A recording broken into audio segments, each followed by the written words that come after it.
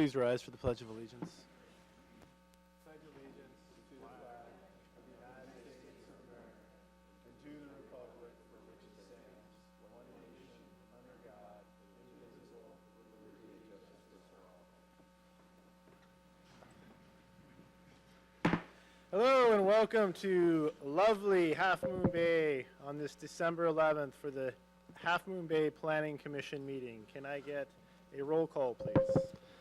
Yes. We'll start with Commissioner Evans. Here. Commissioner Devon. Here. Commissioner Benjamin. Here. Vice Chair Holt. Here. And Chair Hernandez. I am present. Thank you. So we have some minutes. No minutes? Okay. Okay, great. No minutes. All right. Can I see your agenda? No, it's only partial. Thank you. So we have our opportunity for public comment. If you have comments around an item that is not on the agenda, you may submit a green comment card. Not seeing any green comment cards for public comment. I'll open the lectern up for anyone who wants to speak. No one wants to speak. We will close public comment, and we will move on to our first public hearing item, which is a coastal development permit and mitigated negative declaration for the Highway 1 Terrace Avenue signalization and East Side multi-use path project. Thank you, Chair Hernandez, members of the Commission, and public. My name is Maz Bozerginia.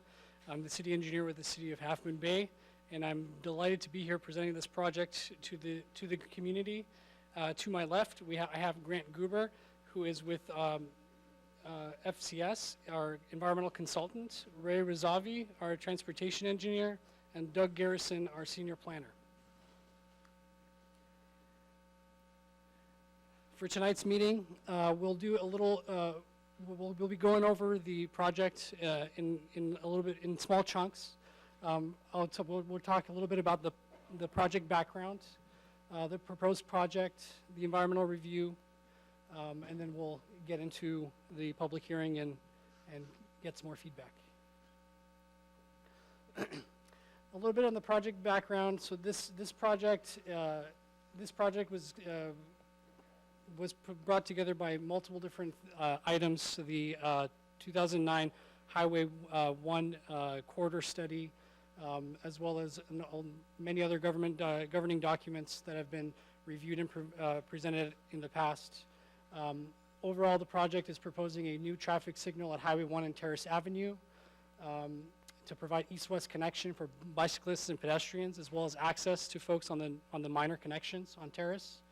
A multi-use path, a new multi-use path on the east side from North Main to Spindrift. 2 traffic lanes in each direction from North Main to just north of Terrace. An extension of the frontage road from south to Grand Avenue, and landscape medians along the corridor. The basis for the project, as I mentioned, the 2009 Highway 1 Traffic Safety and Congestion Management Study that was completed, and subsequent revisions. This project's been referenced in our 2013 circulation element, specifically to the items that are the basis of our project. A little bit of background. I won't go into too many details. This project the project started in 2012 with some direction from the City Council and an application to the San Mateo County Transportation Authority for a grant for $3.5 million for $7 million. And originally the project was seen as one large project with the north and south connection corridors being one project. The city went through preliminary engineering and conducted community outreach, and went through the Caltrans permit process, and as far as traffic review and data that was analyzed. In 2015, the Mobility Committee reviewed with the City Council and asked for some additional follow-ups, specifically additional community outreach, working with the San Mateo County Transportation Authority to ensure the retention of funds that were allocated to the project, and responding to Caltrain's comments regarding the submittal to District 4. Another series of community meetings and neighborhood meetings were conducted over the next couple of years, and in 2017 there was a presentation to the City Council that directed staff to move forward with the project and clearly defined the scopes of 2 projects out of this one initial project: the Highway North scope, which we're talking about tonight, and the Highway South project that is at Higgins Canyon Road and South Main Street, that was heard at by this commission a few months ago, which will be coming back in the future as well. And that City Council meeting provided the direction to move forward with these 2 different projects in separate phases.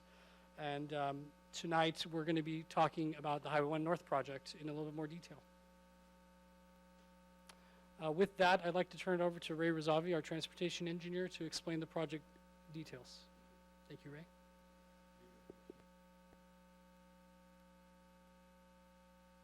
Very good.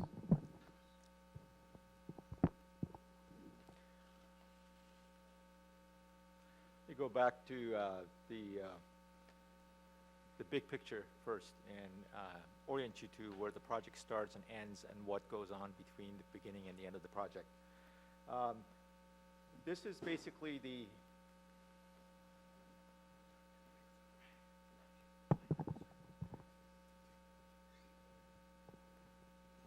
How's that? Better? Okay. This graph shows the beginning of the project going north to your right. We're starting at North Main Street, heading up to Terrace Avenue, Grandview Boulevard, and finally Spindrift Way. The start of the project to the end of the project is approximately 0.8 miles, almost a mile, a little bit short of a mile. It's about a quarter mile from the beginning of the project at North Main Street to Terrace Avenue, another approximately quarter mile to Grandview Boulevard, and about 0.3 miles to Spindrift Way. The project basically is intended to, number one, put a new signal at Terrace Avenue, extend the two lanes in each direction all the way to north of Terrace Avenue. In order for the safety and also for the operation to take place correctly, we are extending the frontage road south all the way to Terrace Avenue and connecting it to Grand Boulevard. In other words, Grand Boulevard, which is currently coming at an intersection with Highway 1, would instead connect to the southern end of frontage road. In addition, Belleville, right south of Grand Boulevard, would only have a right turn in, right turn out, as opposed to currently we have a left turn northbound on Highway 1. In addition, we are putting in a 10-foot multi-use path from North Main Street coming across Terrace Avenue, Grandview Boulevard, all the way to Spindrift Way. So I'm going to zoom in first on the area of Terrace Avenue and Highway 1, as well as the frontage road extension.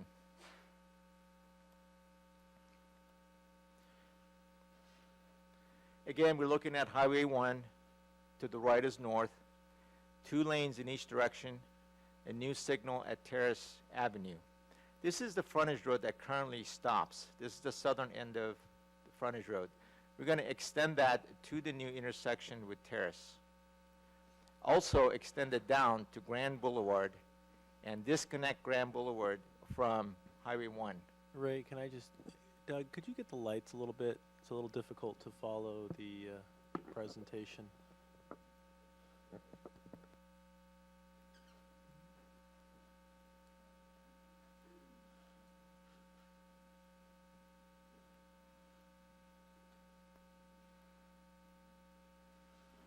Thanks.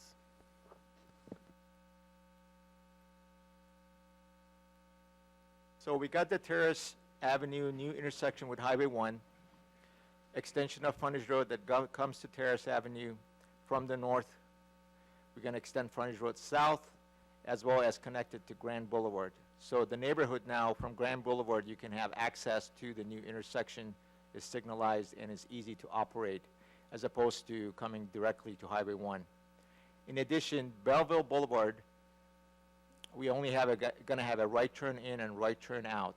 Currently, we have a left turn, a northbound left turn that's very dangerous going into Belleville Boulevard, which would be eliminated.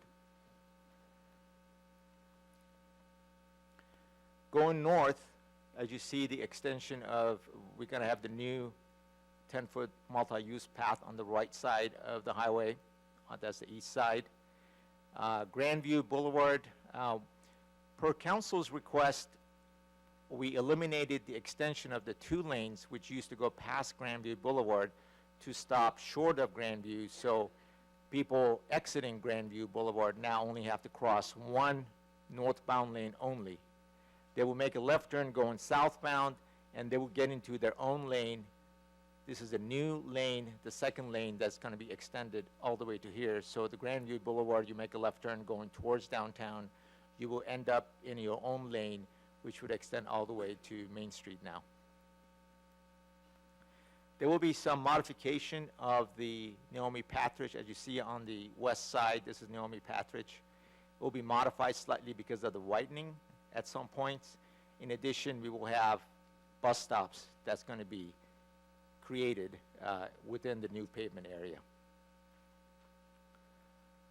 You go further north, you will have the multi-use path extending all the way to Spindrift, and you would have only 1 lane in each direction with some modifications to the pavement just to make sure that we have adequate pavement and it complies with the Caltrans standards, which 12-foot wide lanes plus the 8-foot shoulder.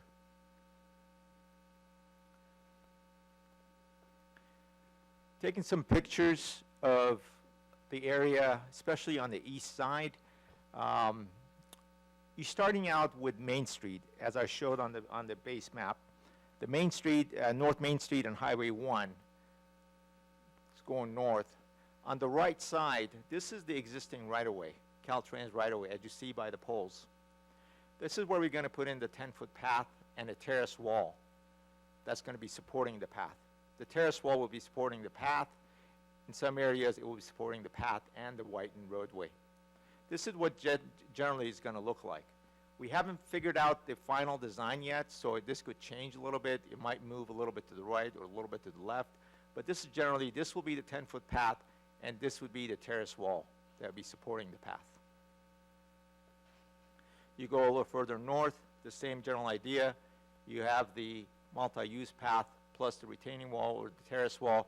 Terrace wall could be anywhere from 1 or 2 feet up to 3 or 4 feet.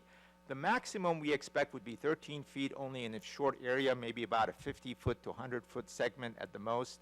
Most likely we would have them in staggered areas. For example, it could be a 5-foot plus a 6-foot. But most likely, most of the terrace wall would be about the 5 to 7-foot range at the most.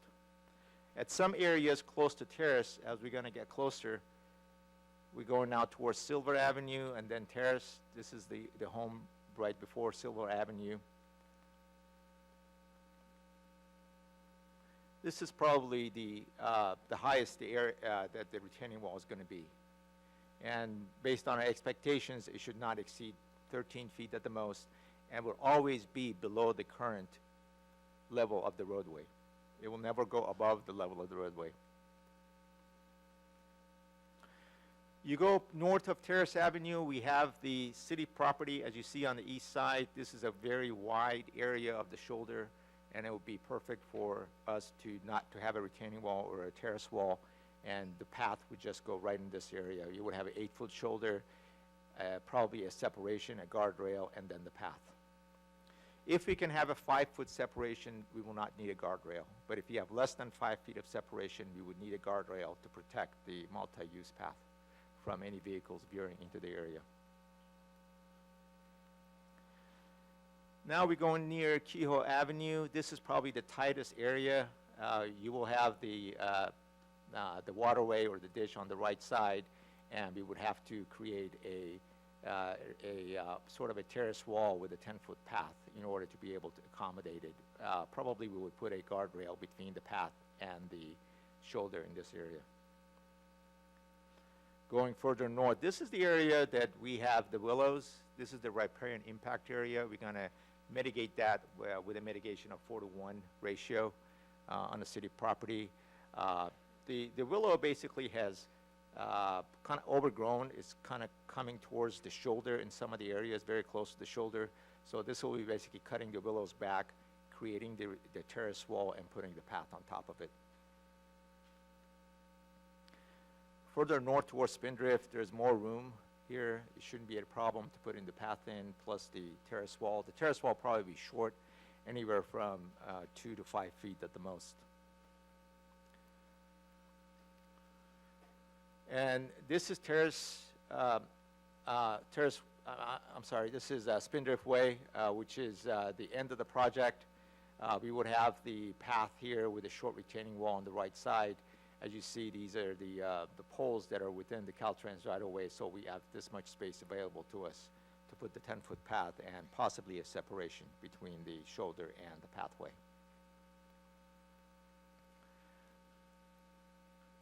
That pretty much the overall geometrics that I wanted to cover. Be happy to answer any questions later. Doug?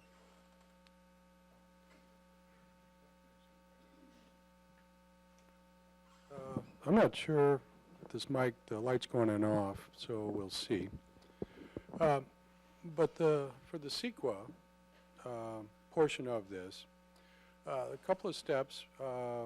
This is all Caltrans property, and so we sort of go through an exercise to see who's going to be the lead agency as far as doing the environmental review. So there's a lot of back and forth, a lot of iterations between Caltrans and the city. They decided that the city could be the lead agency to prepare the CEQA document, subject to them reviewing everything, agreeing with the scope of work we were undertaking, that sort of thing. And so it starts out with preparing technical documents that the environmental evaluation is based on. So we had First Carbon, Grant Gruber's group, prepared pretty broad range of studies. We looked at biological resources, air quality, greenhouse gas emissions, traffic impacts, cultural, historic resources. Those are all included as appendices in the initial study, the CEQA document, but that's the basis for most of the analysis.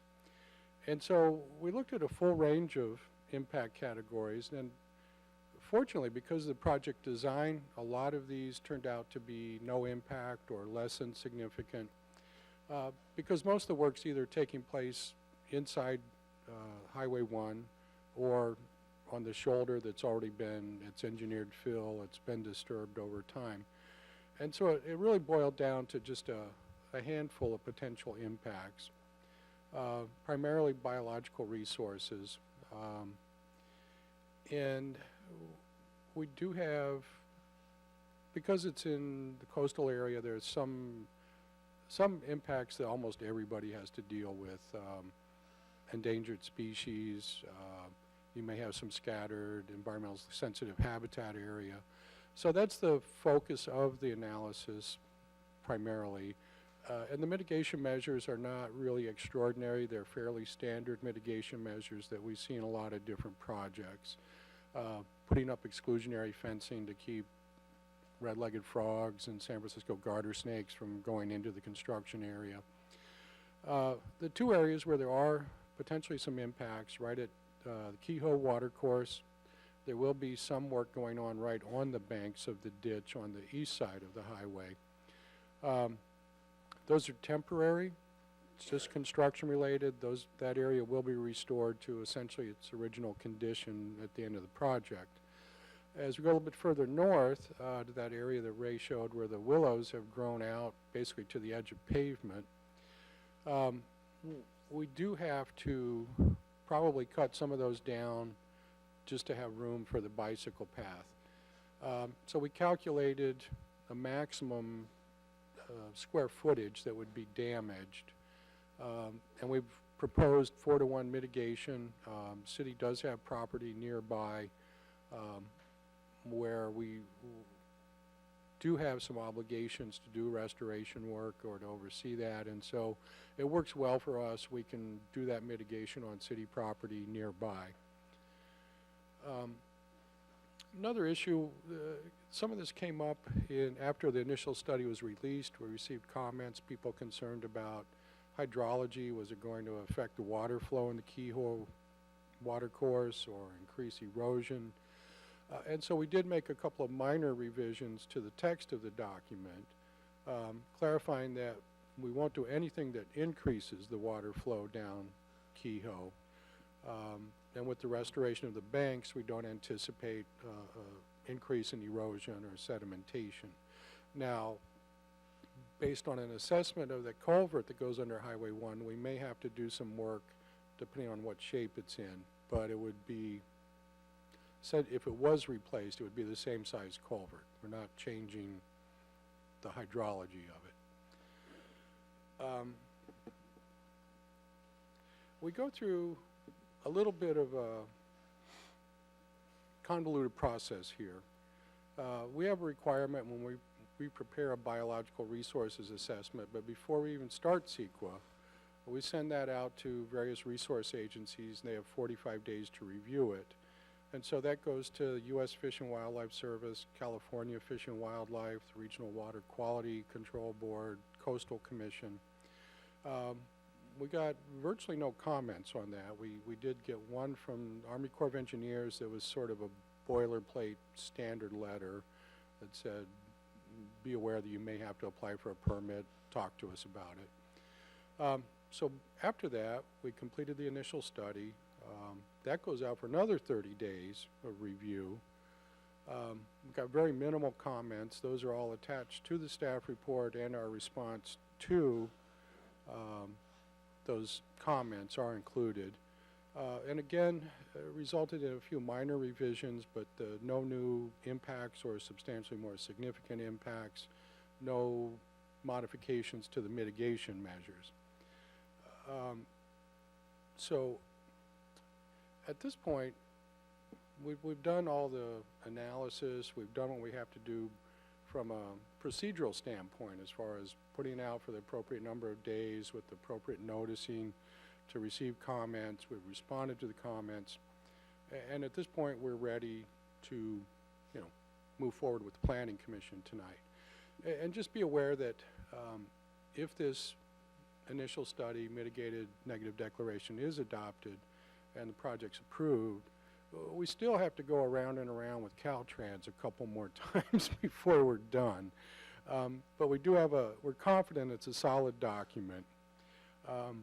We think the revisions with Caltrans might be very minor, so we think this is the project that we're going forward with.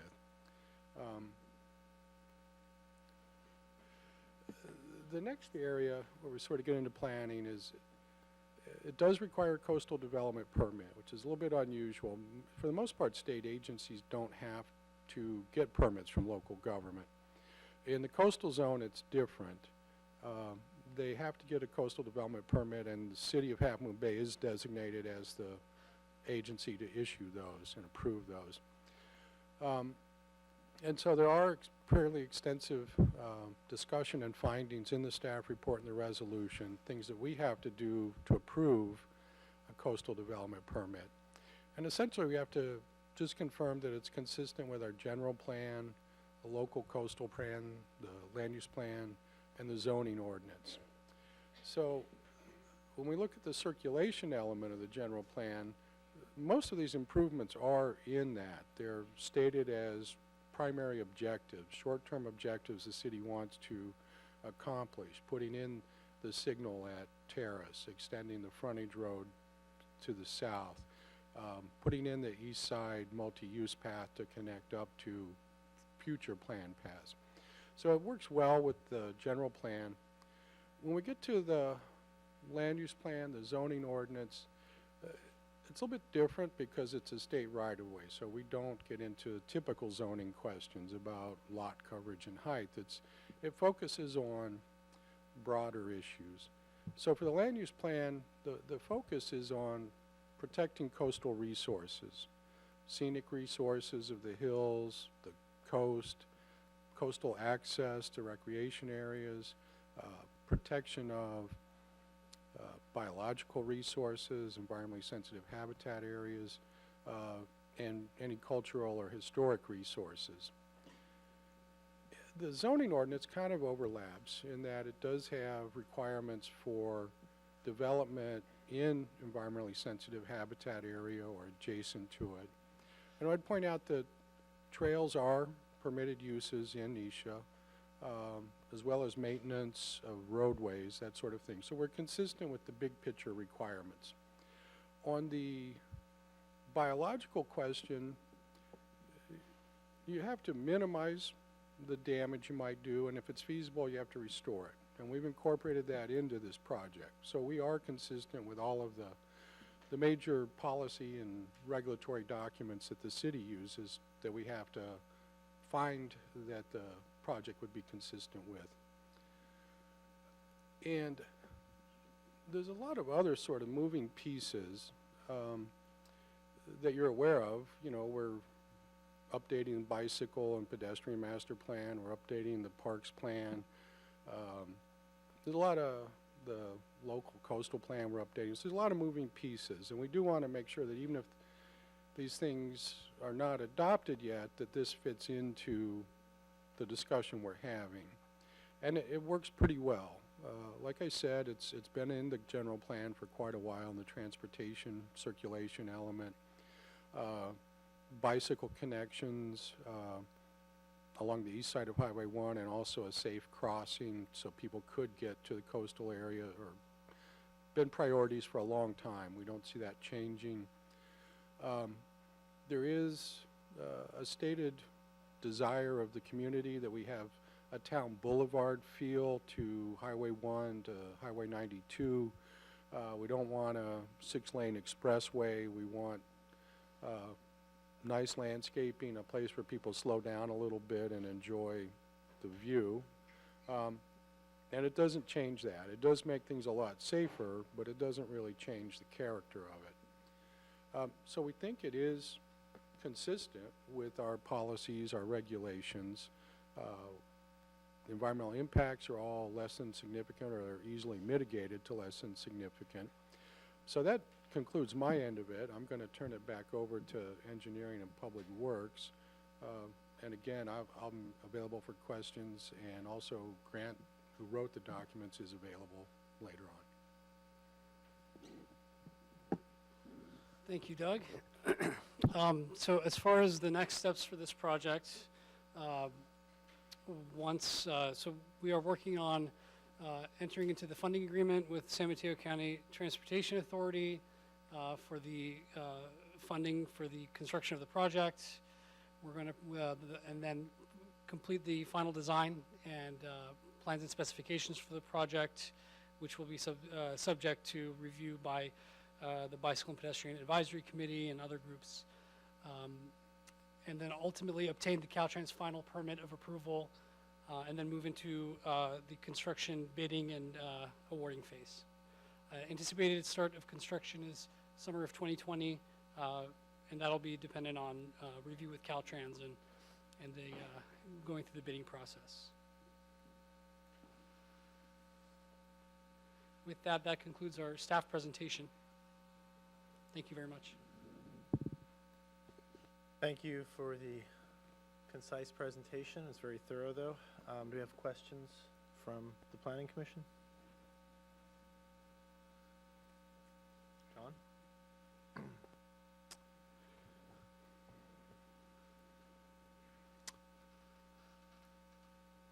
Do we see this project again? Well, let me ask it a different way. Tonight, are we approving how this looks?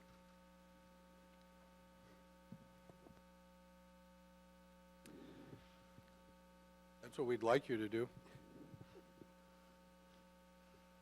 So there's a long way between this rough schematic I'm looking at here and just the sort of conceptual designs. For example, there's retaining walls, there's pathways, there's intersections.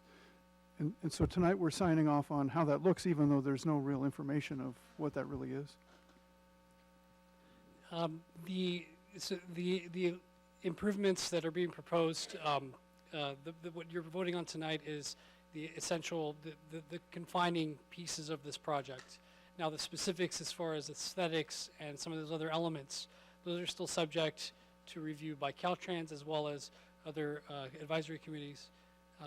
We can certainly bring this, the project plans back to Planning Commission for community input and commission input to refine the design. But overall, the element of the project are somewhat defined in this schematic scope. Sorry, Jill, you had a question? I'd like to add on to that just a little bit. This is similar to the Highway 1 South project, where Commission just over a year ago granted a coastal development permit for that signalization project at a similar place for design development. And we brought back to you the gateway design details recently, and you're going to see them one more time. So I would expect to bring some of those design details back to you, but we do need, we're looking for the coastal development permit at this level of design, and we can check in with you on those other details as they come forward. Another question is, Can I, Chairman, could I respond just quickly? Please. John Dowdy, Public Works Director. I think, just to be clear, why are we here at this point and why are we needing to move forward? We cannot lock in the funding with SMCTA without having the CEQA document done and the CDP issued. So we're in a conundrum because we don't have the money to spend to continue to work through this issue. We don't have the commitment from SMCTA. So they forced us into this situation of being here perhaps earlier than we would absolutely like to be in terms of all the design work, but we have to get there in order to affirm the money. And I think, as Jill said, we're happy to come back and be talking to you and the community as we work through all the level of detail that's going to come to this point. But that's the conundrum that we're in on a funding perspective and the way SMCTA operates. Thanks. Thank you for the clarity. If I may just build on the point, and you were speaking to the convoluted process, Doug. I get where you're going.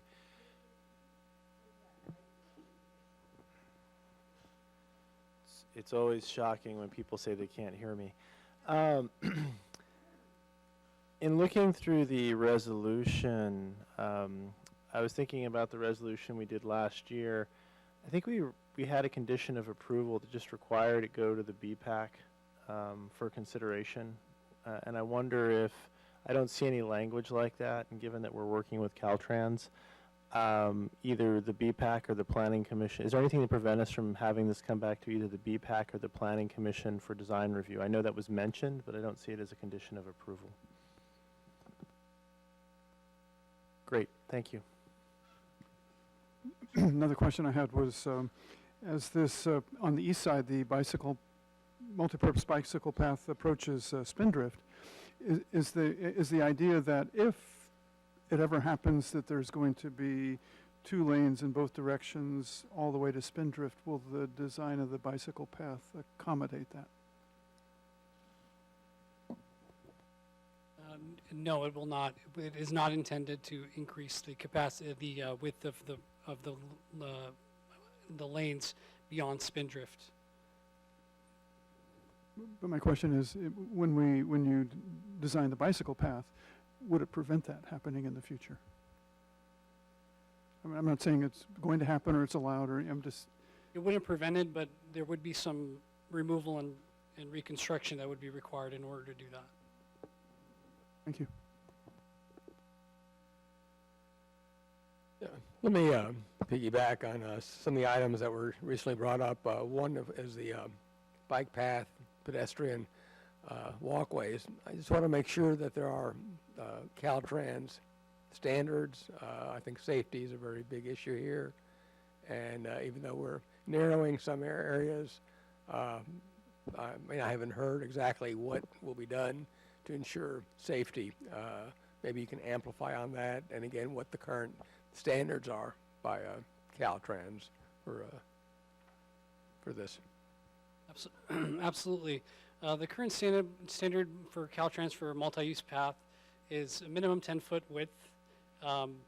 The buffer that was mentioned earlier, there could be a landscape buffer or a hardscape buffer of a minimum 5 feet. If it's less than 5 feet, a guardrail is required.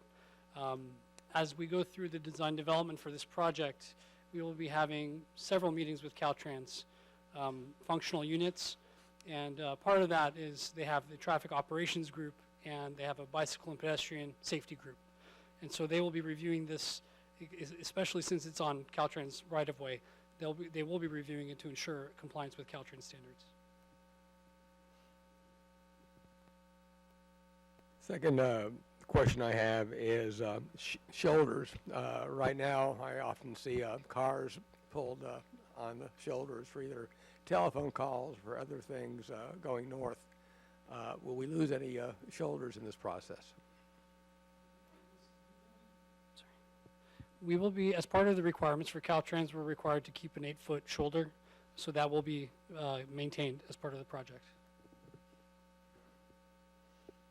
Last question. I mean, this is a very big thoroughfare in terms of cars. Summertime, is that optimum in terms of doing construction? I know there's tourists in Half Moon Bay, summer pumpkin festival, all kinds of the year. But in terms of optimum times, are there any better optimum times when this project will be constructed? And is there any thought of phasing it in over 2 or 3 years so that there's not as much traffic disruption during key periods? We can certainly consider that the overall project length is approximately 18 months. Correct me if I'm wrong, Ray. So we can look at the phasing of the project for a state right-of-way. We're not going to be in a situation where we're going to be closing any of the northbound or southbound for a long duration of time. It's hard to say. There may be intermittent closures at certain times that would be that would cause the least amount of disruption to traffic and users of the roadway. We can certainly consider it, but if we increase our length too long for our project duration, the caveat is that it would increase our project cost, having a contractor on board for a 3-year period.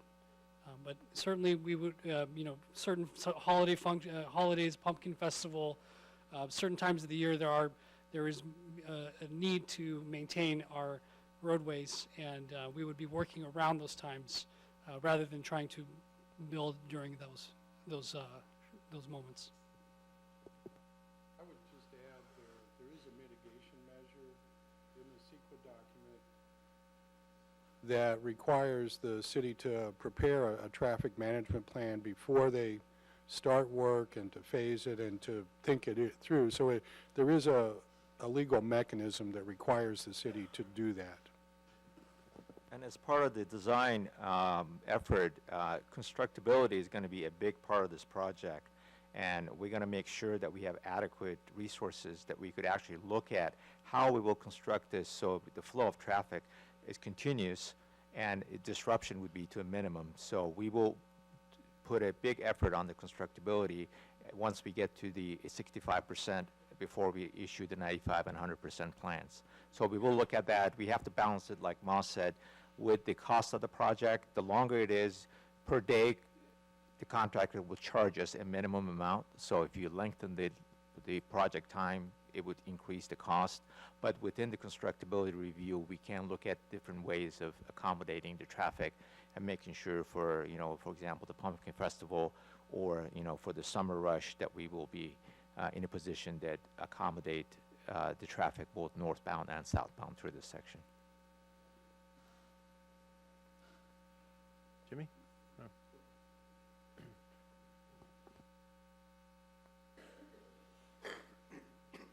No. Thank you.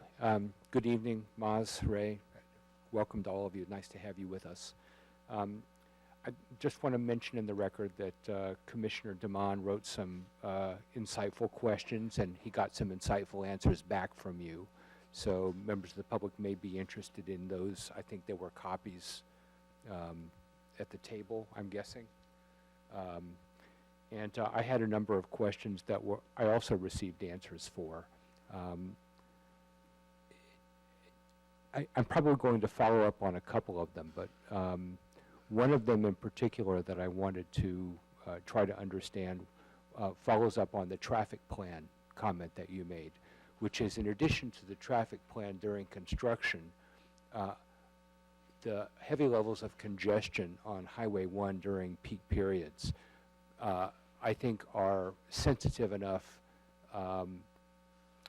to the additional stoplight that we may need to adapt for this particular area, because there is the frontage road is actually immediately parallel to Highway 1. It's quite visible. And if the traffic is stopped up on Highway 1, I think there is some concern in the neighborhood about the possibility that the traffic will shift off and drive through the frontage road, essentially saturating the traffic and making that a very difficult place for the residents in that area. So, I realize that there were some answers here, but I think it's an important enough item that it was worth calling out now so the public has the benefit of your thinking.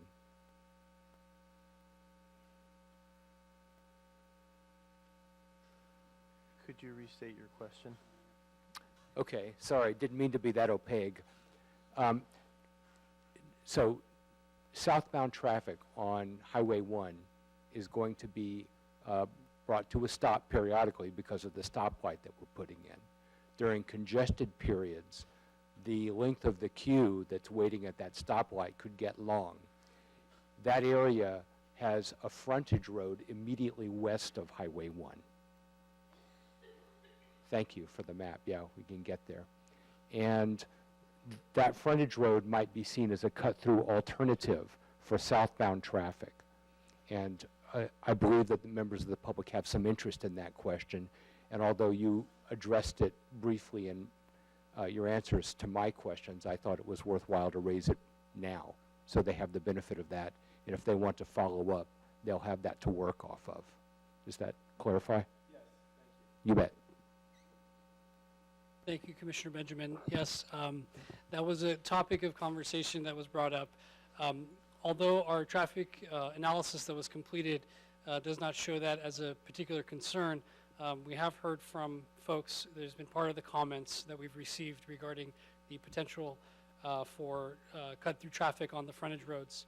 And as part of our project, we can look at traffic calming through the design development phase. We can look at traffic calming elements and incorporate that into the frontage road, such as speed tables and other measures to reduce the speed, to ensure that speed is maintained through that frontage road of 25 miles an hour. In the future, and also this does not conclude us in the future looking at this area and ensuring that the intent of our project is met. If there's any opportunity as part of our ongoing city business, and we can look at the potential for the frontage road and wave area and making some modifications in the future. But I just wanted to mention that as part of our design, our traffic design, our traffic study, it wasn't specifically shown as an issue. But we've heard the concerns and comments from the public, and we can implement certain pieces as part of our project, within our project area, and this will not preclude us from looking at this in the future as part of normal business. So, and I appreciated the comments that came earlier from you and Director Dowdy about the weirdness of having an incomplete project in the sense that Commissioner Evans mentioned, needing to come up for a coastal development permit and a CEQA document of some kind. And then after that's issued, bringing it back. At some point, we're going to want to drill down and understand the mechanism from a planning perspective that's going to let us do that. So because we've given our discretionary approval in the CDP. So understanding what are the discretions that we reserve and making sure that either they're meaningful and they don't get in the way of your funding, or we acknowledge that it will get in the way of your funding and tough cookies, whatever the outcome is. I think that we need more clarity on that, and I'll defer my other questions until I've heard from the public and my colleagues. Thank you. Just two quick questions. What percentage of this project is being funded by the Transportation Authority, and what's coming from the city? It's approximately 50-50. We have $3.5 million from the San Mateo County Transportation Authority, and a little over $3.5 million from the Alianto development set aside for the signal and some of the other facets of that intersection. Okay. And then just curious, how did you arrive at the 4-to-1 mitigation ratio?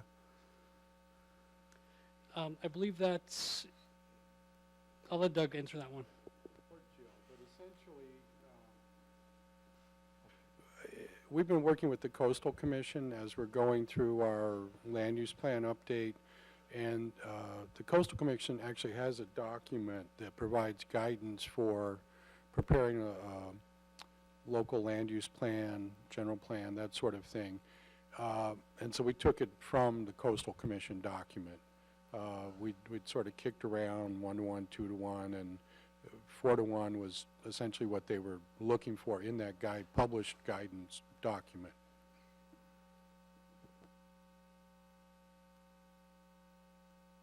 Why are we planning on an 18-month window? Why not something shorter?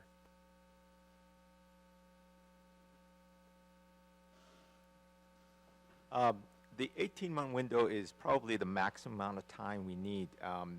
There is some lead time to order the equipment for the intersection for the signal, as well as there's some lead time required to do the planting for the willows.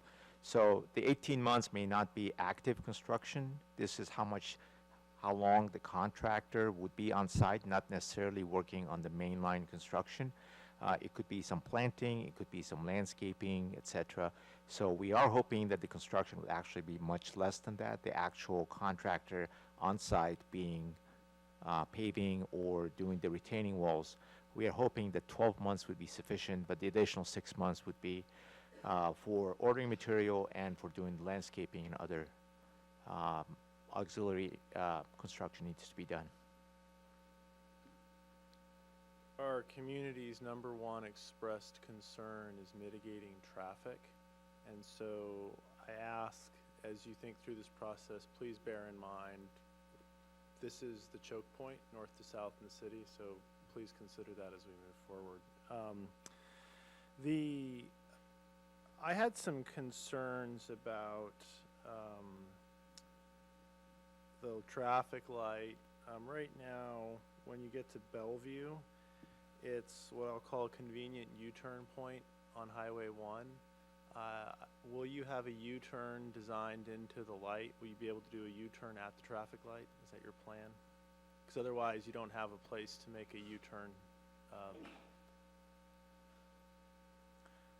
If you're heading north? You're heading north if you're heading north. If you're heading north, there are,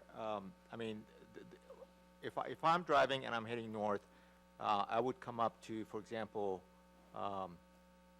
right by Keyhoe and make a left onto Frontage Road and then get back in. That would be the safest way. Yeah, no person in this town is going to do that. So my question is, are you considering putting a U-turn signalization or the ability to do a U-turn from there? Because if you don't have that, you're going to create a new traffic. My concern is you're going to create a new traffic problem. So there's no place to make a U-turn. So Right. You talk about the intersection at Correct. Terrace. Normally, because there's 2 lanes, it's wide enough. U-turn, normally the restrictions are because you don't have enough radius to make the U-turn. So I don't see any problem with making a U-turn here. Again, we have to look at the operation to see if there's any conflicts. But that would be, if you want to make a U-turn at Terrace, I don't see why you cannot make a U-turn. Thank you. Again, we don't see a design for a bike path here. The bike path that's Naomi Patridge Trail today, does that meet Caltrans standards? The current bike path, yes, it's a 10 foot wide, and the slope meets Caltrans standards. It is also at least 10 feet when it crosses the bridge over at Keyhoe. I believe that that bridge might be even wider than 10 feet, but it should be at least 10 feet. It's either 10 or 12 feet the last time I measured it. Will the same firm that designed the Naomi Patridge Trail be responsible for designing the eastern trail? We have been working with firm of Mark Thomas and Company. Okay. And those are the people that have been designing both the south and the north Highway 1, and they will be designing the Naomi Patridge modification as well as the new trail on the east side. The trail designs you're going to make will come back to the BPAC, and you'll be working with them closely? Absolutely. We've been making presentations to BPAC, so they have seen this plan, but we will come back and look at the design, especially at the intersections. We want to make sure that they're adequate and they're safe. And we're going to look at not just the east trail that we're putting in as new, but also the existing trail on the west side, Naomi Patridge. We're going to look at the intersections and make sure if there's any modifications needed to make them safer, that we'll implement that as part of this project. And that's been our commitment to Caltrans also, that we will look at Naomi Patridge as well as the east side trail. And I believe I heard you say this design will be consistent with the concept of the town boulevard. Well, Jill's the expert on town boulevards, but that's, in my conversations with her, she may have something to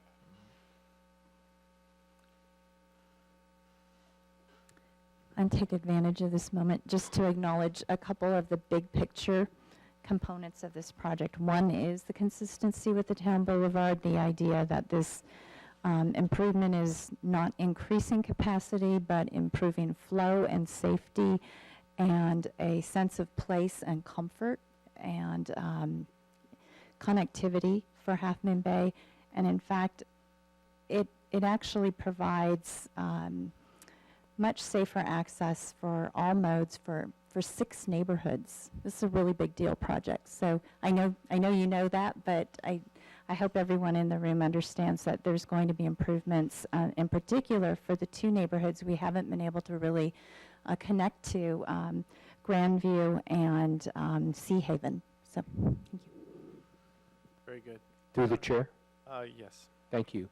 I meant to ask about the staging area. I know in the document there was a description that it would be located in some part of the Caltrans right-of-way that wasn't Isha. If you know where that is, could you just point to it on the map? Maybe I missed it.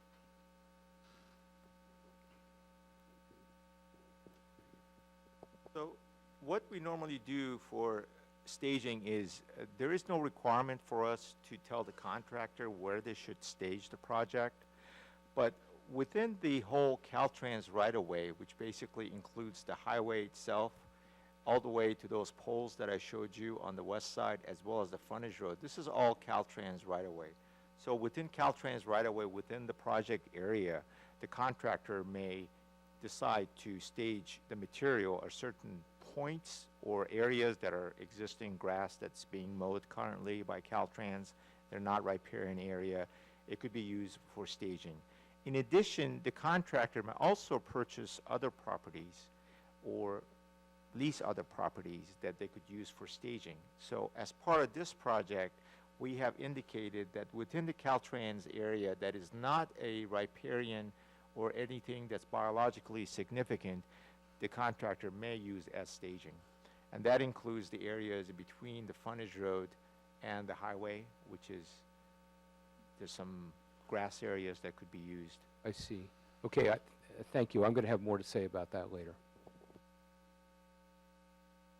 Please. Okay, you know, the issue with the town boulevard, I asked several questions. What change will the level of service be after this project? And I have a table here, and my question was at Terrace and Highway 1, it'll go from F now to E, and at peak time, it'll go from F to B, and on Saturday peak, it'll go from F to B. But I also ask, will there be any other changes that'll degrade level of LOS's level of service, which we define as A being very good down to F. And you indicate that there's some changes that will actually decrease level of service on weekends. Could you indicate why that's occurring? Once you put in this signal in, it affects the area surrounding it. So, for example, you know, the signal at Terrace increases, I mean, it basically, the level of service gets much better down to a B from an F. So it moves, it shifts the traffic around. So when it shifts the traffic around, it will affect the intersections that are immediately before and after. And in this case, the intersection just to the south of it is Belleville. And Belleville, because now you're stopping traffic at Terrace, the intersection itself, the level of service degrades. It's still acceptable level, D still is acceptable level, but it goes from B to D on the weekend because that's where the most of the traffic will be stopping right at Terrace. So overall, the area would benefit, but at certain points, the traffic model would show that the level of service goes down 1 or 2 steps. If I may also add a little bit on that, when we think about level of service, it's really an average of the different directions of travel. So one thing to keep in mind, although the level of service may decrease slightly in some of the intersections, we're providing the increase in the decrease in the amount of delay for somebody, for example, making a turning movement out of Terrace. For example, that's a huge benefit to the folks that are on the minor leg of these intersections. So we do have, when we talk about level of service, that I just want to make sure we all keep in mind that it's looking at the average for all the different legs of the intersection. And so we will be having some significant improvements, especially in delay with some of these intersections that haven't had an opportunity to make a left turn movement onto either north or southbound Highway 1. So I'm going to weigh in on this. So for the public's benefit, we're going from an F in the morning level of service at peak to something between a D and an F that we call E, or F plus, D minus. Why not a traffic circle? Why a traffic light? I mean, did we consider that as part of the mitigation or the alternatives to this project? It just seems like that's the concern or the question.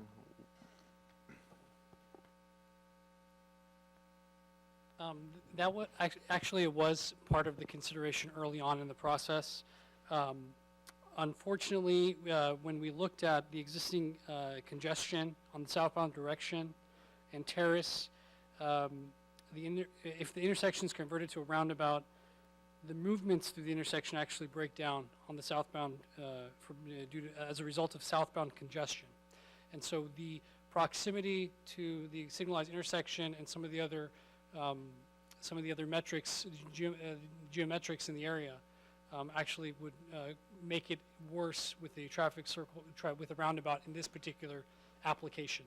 And so that's the rationale for not moving forward with additional level of service analysis. If I could restate that in English that I understand, the right-of-way that you have doesn't allow you to build a roundabout that actually has a better improvement on the level of service. Correct. Thank you. Any other questions? Okay. I have some public comments here. If you would like to make a public comment, you haven't submitted a green card, you can do so. The first card I have is from Paulette Eisen, followed by Mike Ferrara. Please make sure the green light is on and we can hear your voice loud and clear. All right. Hello, and thank you for the opportunity to address the Planning Commission on this project. Just to let you know, I am also on the Bike and Pedestrian Access Committee, and so I have seen this plan months ago when it was presented to the Bike and Pedestrian Access Committee. And at that time, I thought, first of all, it's wonderful, and I agree with Jill, it's wonderful to have Sea Haven and Grandview and all these people on the east side, that neighborhood have, first of all, bicycle access to town, walking access to town, the ability to walk down to Terrace and cross that area because then there's a light, and then they can walk wherever they want to the beach area, to shopping, it's just, there's so many good things about this plan.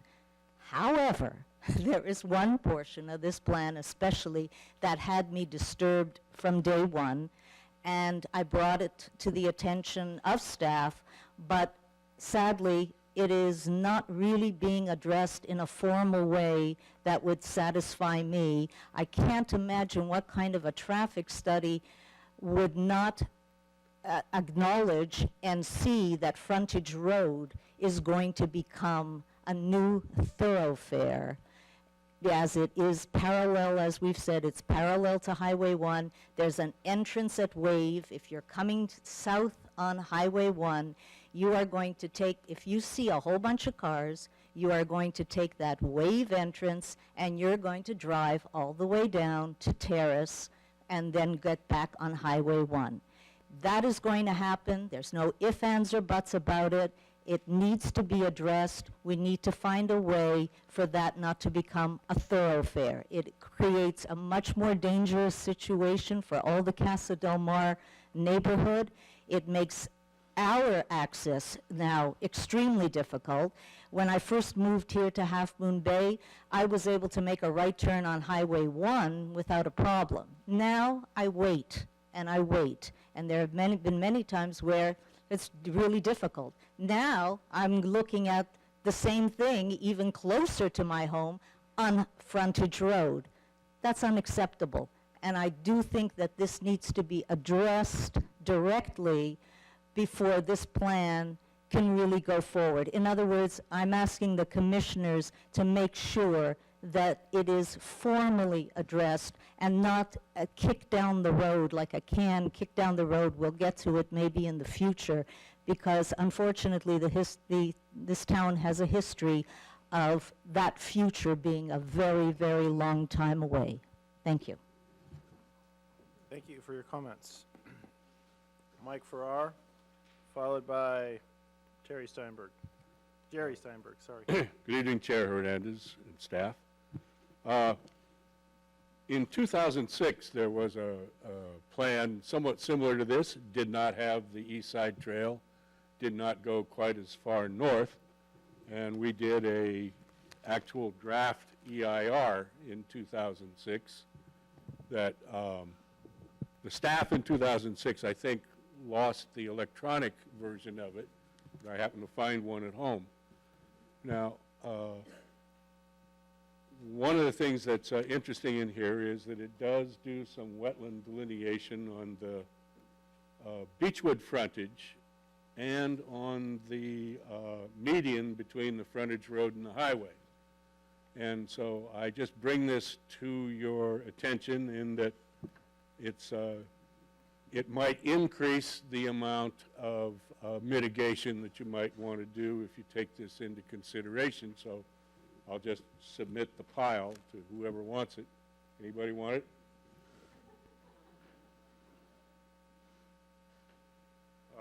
We are allowed to fill wetlands for non-housing projects under the Coastal Act with mitigation that's prescribed. I would like to bring your attention, though, that in the Calera Parkway project in Pacifica, there was a mitigation for filling wetlands, and that mitigation was supposed to take place on city property. And a federal judge threw that out, saying the property was already protected. So I just bring that forward to you that it's a little bit of a glitch and might require some specificity as to exactly where we're going to mitigate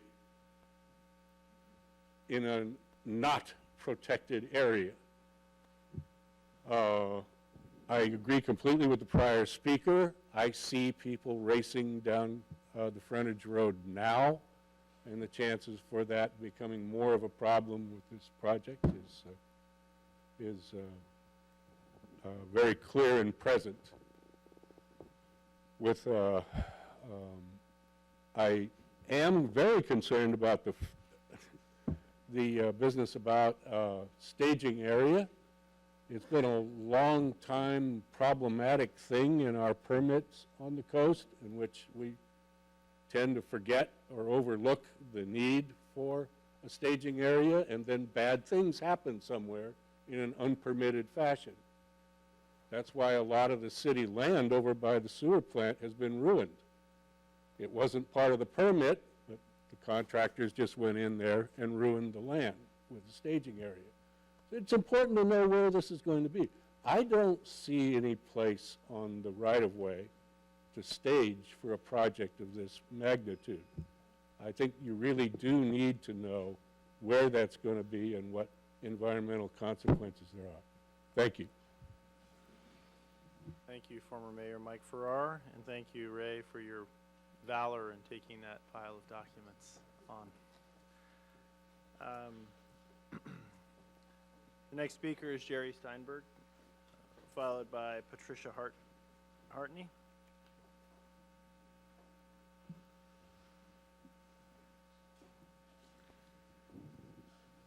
Well, first, if you do need an electronic version, I've got it. I took my paper copy directly to Highway Department Division 4, so they have it. Jerry, you're not on the microphone, please. Okay. Sorry about that.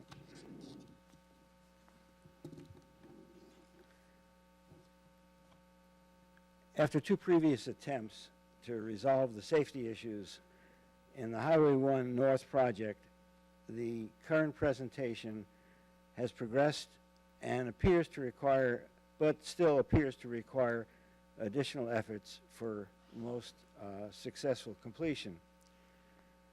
The project now includes an east side pedestrian bicycle trail, which provides a safe route to Half Moon Bay High School and lessens the issue of traffic on Terrace from the present high school backdoor users on the top of Silver and Highland. The document continues to contain several safety entry and exit modifications for residents on Belleville and Grand to avoid the very unsafe crossing of two traffic lanes currently, with Caltrans never having approved these highway crossings. It would appear that the delays caused by the four-way signal could be minimized by only extending the frontage road from Grand to Terrace and not increase capacity in the frontage road used as a third Highway 1 lane, which really addresses some of the questions that have come up. That would then there wouldn't be a problem of people jumping on because they're not going to be able to get to Terrace, they're not going to be able to get to the light. The environmental report is not a full EIR that may be required by Caltrans, as little attempt has been made to investigate the possible modifications to existing conditions. Caltrans generally requires a full EIR, full report, for a project over $3 million, and also if it has any, if it's complicated or if there are any issues with it. This is illustrated by a statement in the environmental report: no change is proposed to the existing configuration of Highway 1 and Silver Avenue without a given reason. Most of the things that I've looked at are really looking at it from the position of a person on Terrace Avenue, on how it's going to limit how you're going to be able to get out if you're trying to concentrate all this traffic. Why not consider opening Silver, possibly with modifications, to allow right turn in and out for Silver? Residents of Silver and Highland would efficiently enter their homes on Silver and be able to use the lighted terrace to make a left turn to Highway 1 south. It would also allow emergency vehicles and trucks, ambulances, fire trucks to get to their homes if terrace is blocked or closed by an accident for any other reason. There are presently 100 houses on Silver and Highland, 60 houses on Terrace, plus eventually 63 houses on Upper Terrace. Terrace is 36 feet wide with parking allowed on both sides. It's defined as a local street. Silver is 40 feet wide with parking on both sides. Gary, we have your comments. Okay. We have your written comments. You've exceeded your time. Is there anything else you wanted to add? No, I think it's pretty well. Thank you. I guess the important thing is the documentation that's attached to it. One is the idea that Caltrans has already turned it down. The other one is the comments from the Coastal Commission. Thank you. Thank you, Jerry. Patricia Hartney, hopefully I got that right, and Jack and Crystal Grady.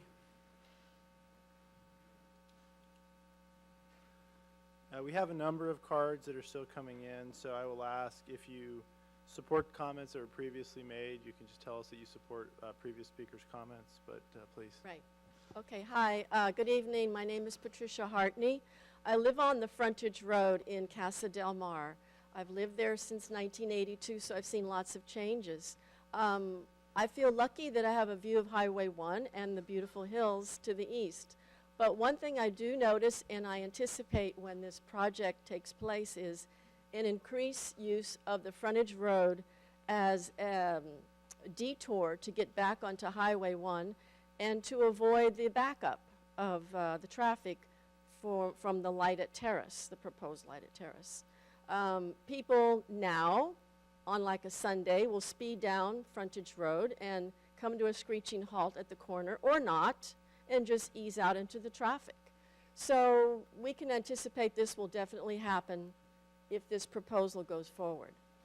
Additionally, another traffic issue is, and I don't know what this transportation study included, but what's going to happen on the traffic going westbound on Highway 92, especially in the evening commute hours when they come to a screeching halt at Terrace at the light.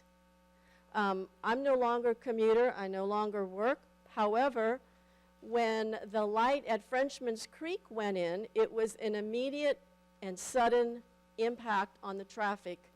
Westbound commute hours, 4:30 to 5 o'clock, and I thought, is there an accident on the highway? No. It became the pattern every day at that time because of the trigger of the light at Frenchman's Creek. I anticipate the same thing will happen at Terrace for the commuters coming home westbound, making the turn to go north and encounter that light. And therefore, the traffic will back up on Highway 92, westbound lane, and lucky commuters will be stuck there. So those are my comments, and you can consider it. Thank you. Thank you for your comments. Jack and Crystal Grady, followed by Ron Watson.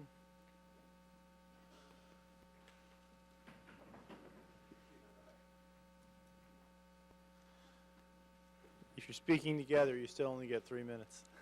So we live on Belleville. This whole thing seems like it's only going to satisfy one neighborhood, the Terrace Ave neighborhood, which growing up here, I know you guys will have another exit out of that neighborhood soon that could go around the back of the high school, is another way out of that neighborhood. As far as all the other neighborhoods along Highway 1, they will suffer, the frontage road, all that. I live currently on Belleville. It is a road that is not paved well at all. Major potholes, everything. You're going to turn my street into a thoroughfare for the whole neighborhood. That main street is home, every other house has a kid less than 10 years old. 5 o'clock, we're all out on the street because we know it's a quiet street. You're going to change the whole vibe of the neighborhood by turning that street into main drag. Living there, my main question after seeing this is how do I get home coming off of 92, going north on on Highway 1 there? Do I have to do the U-turn in Keyhoe to come back and do all the rigmarole just to get into my neighborhood? The whole thing just does not seem the most efficient way to get us to where we need to be at the end of the day and safely. The only thing in this whole project that I liked was widening the bike path by the light at Main Street and 1. Everything else could be done a better way. Honestly, for a lot less money that could be spent in areas that we need more, like our schools that are horrible here on the coast. So, anything else I missed, babe? I, as a parent, and I know a lot of other families on my street who couldn't be here tonight because they're working families like us, are worried that because there is no way to head northbound out of the businesses there with Premier Termite and Granola, that we're going to be a thoroughfare for the traffic that can't head northbound after they grab their coffees and everything on a regular basis. So we're going to become a thoroughfare. Grand's going to become a thoroughfare, which I know has many families as well that I spoke to, just to be able to get back northbound out of that area. It's a horrible street. It's a very tight street, and so we're very concerned as parents and individuals for that. Furthermore, it would be more potholes being involved there for more traffic going on it. And there's already no sidewalks. We're already walking on our neighbor's gravel to get through there safely. We watch out for each other's children, but I don't expect that to be happening from patrons getting their coffee or somebody grabbing their wood stain, things like that. So as parents, we're very concerned. So, and I know a lot more people would be here speaking if they weren't at home right now tucking in their kids, if they weren't working hard shifts, and we still need to figure out how to get into our neighborhood. So that's our concern. Thank you for your very thoughtful comments. Appreciate it. Ron Watson, followed by Casey Branscombe. Hi, Ron Watson, and I'm a Casa Del Mar resident. And I just wanted to agree with a couple of the previous speakers. We often have people racing down the frontage road. They either race down because they get on at the very end of our subdivision and they don't want to get in the traffic, so they go all the way to the end, or they cross down in. And when they do that, they often just blow through the stop signs because their object is to get from one end all the way down to the other end as fast as they possibly can. So I think some sort of mitigation needs to be done unless you want a traffic issue there. The other thing I will comment on also is the bicycle lane there. You have a stop sign on the bicycle lane. You have stop signs several places. Nobody on a bicycle stops. You can be making a left turn and they will ride right in front of you because none of the kids pay any attention to the stop signs on the lane. Thank you. Thank you. Casey and Terry Leahy. I just have two quick comments. I just want to get on the record. I'm Casey Branscombe, Branscombe Farm. I have about 1,300 feet of Highway 1 frontage there, just going south from Spindrift. And I have no objection to a wonderful bike path. I just want to make sure that you all recognize that I have a 24-foot asphalt paved road access there and a Class 2 and base rock gravel farm road that's integral to our farm operations. That just needs to be accommodated with respect to the bike path so we don't have trucks running over bicyclists and whatnot. And the second thing is just on behalf of my friend Terry Andriotti. I understand in the environmental plan there was some earlier draft that indicated that her agricultural, irrigation storage impoundment pond was supposed to be used as some kind of staging area, and I just want to make sure you all understand that's an important part of her farm operation too. Okay? Thank you very much. That's it. Thank you. Terry Leahy. Hi, I'm Terry Leahy. I live in the Keyhoe neighborhood. I'm on Beach. I want to stress some things that about pedestrians crossing Highway 1. When I look at the Terrace intersection, it looks as though there is an island for pedestrians to land on as they're crossing Highway 1 at the new Terrace light. I think that's really important. Thank you. Please pay attention to making sure that's a safe crossing. Going further, I live where Spindrift touches Highway 1, and I have seen people die at that intersection as they crossed Highway 1 to get out to the beach. I've seen children almost get hit, and I have seen dogs killed. I've seen adults killed. And I would very much like, I hope, that there is still an opportunity to extend this project a little bit further north and put an island there for people who are trying to cross from the Sea Haven neighborhood out to the ocean so that they have a safe place to stop.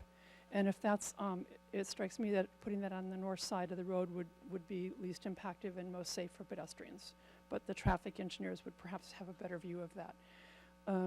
There's also a bus stop on each side of the road at that place, and I personally cross the road sometimes to get to that bus stop, and it is, you feel like you're taking your life in your hands. So please pay attention to that pedestrian crossing at Spindrift and Highway 1. There's one more thing that I think would be a small change that would be a major improvement for our neighborhood as we go north off the frontage road. Could we please have a dedicated traffic lane going northbound, much like the one which is being put in at Grandview to handle their southbound traffic? As we leave the Keyhoe neighborhood at the north end of the frontage road, if that area could be striped with a dedicated turn lane, that would really help us more safely get out on Highway 1. Let's see. Right now, I would like to also reinforce what previous people said about the merge going from Terrace northbound. Currently, our merge is 980 feet as you leave Main Street towards Terrace. And when we look at the new plans, or we're told it's 600 feet going forward, we already have a huge impact in the evening commute from 3 o'clock on from people getting jammed up at that merge. And going from a 980-foot merge down to a 600-foot merge sounds like the wrong direction. Can we try to do something there? My last comment is there any way to reduce traffic noise? I'm so sorry to bring this up, but if there's any way with landscaping or walls or anything that would protect the neighborhoods from the noise of Highway 1, that would also be a lovely improvement. Thank you for your time. Thank you for your thoughtful comments. Just a point of clarification, what street are you asking for a turn lane on the frontage road? On the frontage road at the north end of it, towards the Venice Beach direction, Okay, we're north of Spindrift. Spindrift, thank you. So basically, leaving the Keyhoe neighborhood going north and going out onto Highway 1 northbound, there's space there. It looks like there's space there for a dedicated lane to merge onto so that you can safely pull across the southbound lane and wait to merge into northbound traffic. Got it. Thank you. Thank you. Appreciate your comments.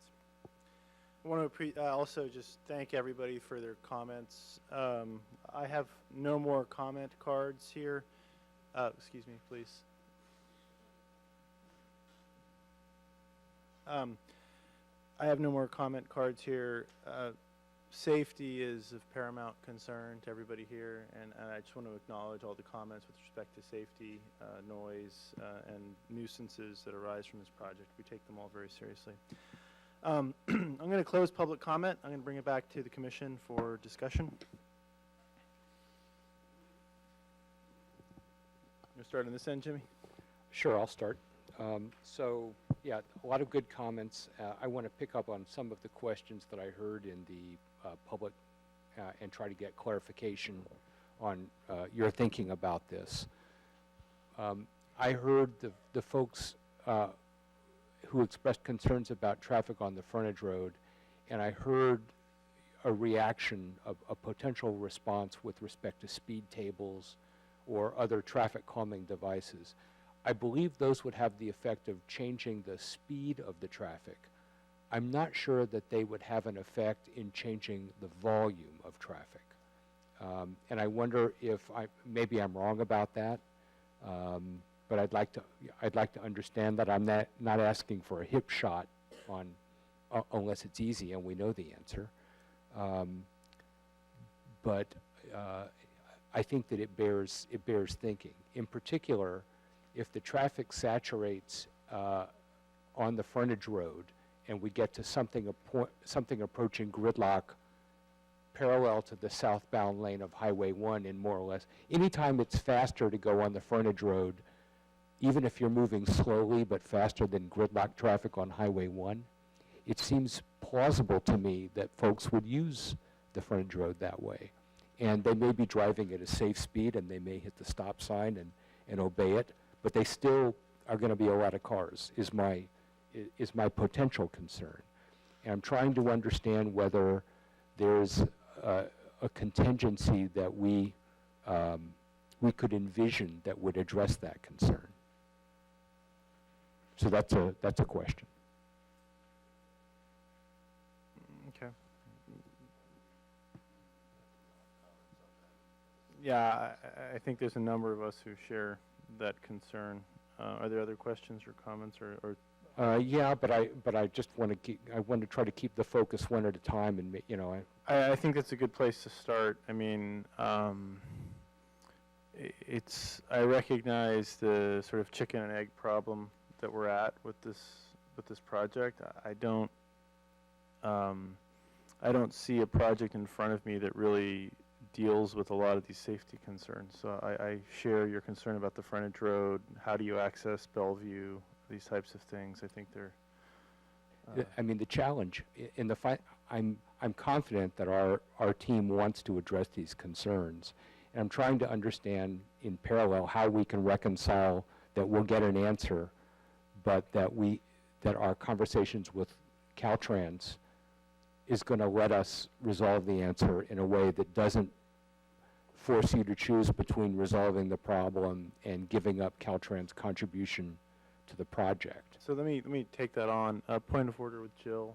Can we just address that question? Like, I would expect that we can require a design review of some kind that comes back to us, or a body we designate to make sure that we get these things addressed. Is that fair? Okay. All right. Okay. Sorry.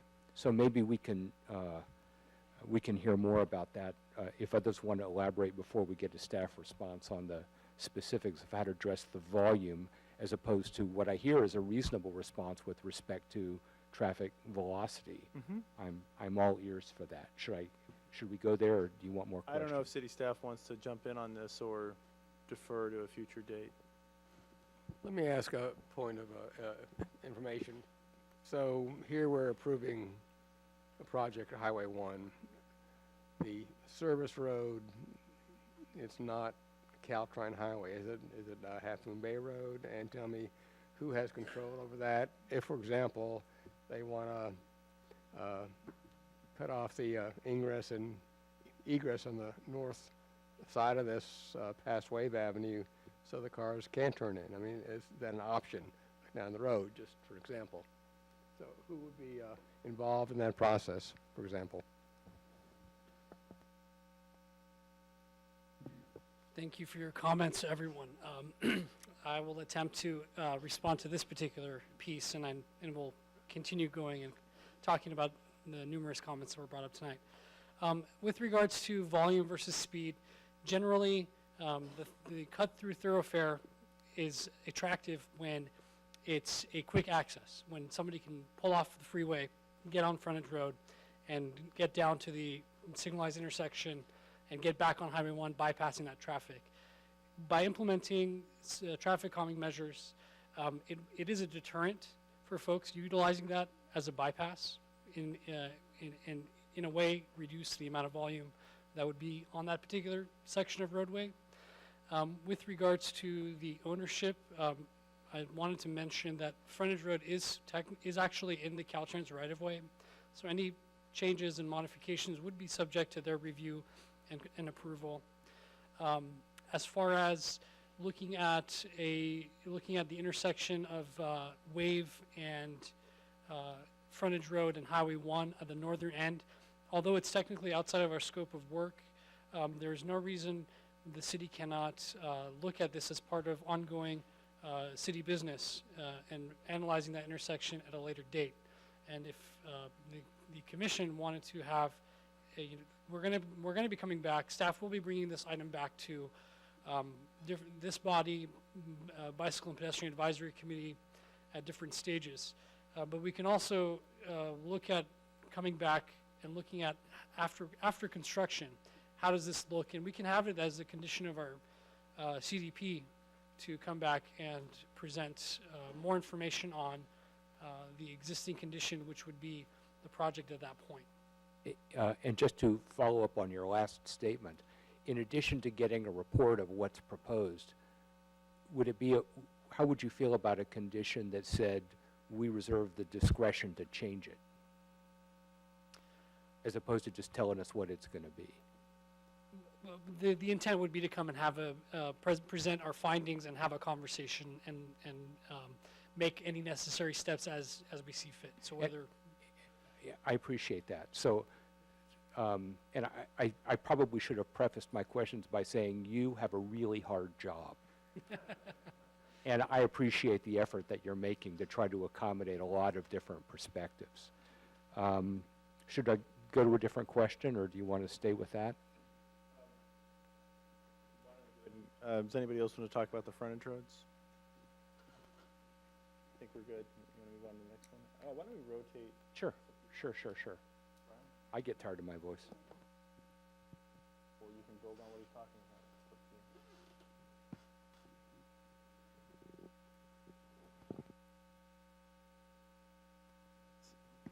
Would you like to? John? Well, can you take another topic if you'd like? I will, but on the frontage, I see that we have a kind of conflicting controlling mechanisms here. I think I understand that the Coastal Commission wants as few access points as possible to Highway 1, and we're saying that we want to have Highway 1 be kind of like a neighborhood boulevard. So already that, kind of signals and intersections along the way, so that's already a conflict. I also see that frontage road, for the people that live there, they don't want to, so we can use signals and stop signs to slow everybody down, but the people that live there aren't going to want to do that either. They're going to come out from their houses and come to that frontage road and get kind of angry because they got to stop every block just to get back out onto Highway 1.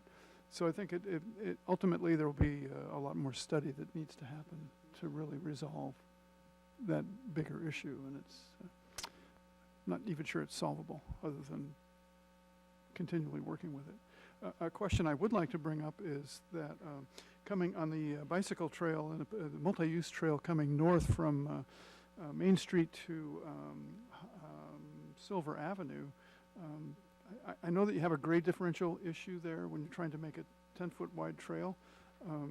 My personal opinion is that it's a mistake to make that 2 5-foot trails. Whatever you would have to do with soldier beams or backfilling or different terrace grades to make one continuous 10-foot wide trail gives it a lot more flexibility going forward compared to 2 5-foot trails. There's people that are going to use this trail that don't ride bicycles, don't walk well, and need other ways to get into town than they're not driving their automobiles. And that may not fit well on a 5-foot wide trail. So it's just I don't know how we include that into, I don't know that it's a condition. It's just. May I make a clarifying point? Yes, so please. As far as the terrace walls, the intent is not to split the trail into 2 5-foot segments. So if you, and apologies for not having additional renderings to show in more detail. If you follow me here, essentially what it would be one continuous minimum 10-foot width.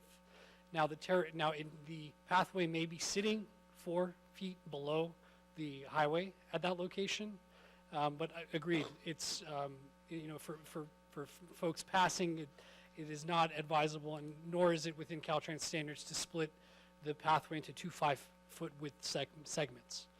So it would be the terrace wall might be staggered, where we would have a 5-foot wall the 10-foot width and then another 5-foot, just as an example. I understand. Thank you. Can I bring another point up? Yep. So I thought it was very provocative input from the audience here. The businesses that are the little coffee shop and Premier Termite and BK Motors and all those people might want to turn left and go on to Belleville Boulevard and then go down to whatever the name of the street is that kind of turns that into a loop there. And it seems like there may be space where the trail is now going from those businesses north to Grand Boulevard to kind of have some sort of minimal little kind of two-lane access so that you could include Belleville into the a frontage road that comes down into Terrace Avenue. And then I also think it's very interesting to talk about not having that little frontage road continue all the way down to Keyhoe, that in front of the farm property there and coming up towards the Lutheran Church, that's not one continuous frontage road. There may not be the need for that if the signalization at Terrace and probably the inevitable signalization at Grandview or at Keyhoe. I mean, that isn't part of this plan, but it seems like that just sort of happens as we move forward in time. So I thought those were very interesting comments to hear and worth our staff hearing that as they go forward in the design development. And they may have already studied that, and they may have lots of reasons why none of that works, but I think it was really good input, and it's really worth considering.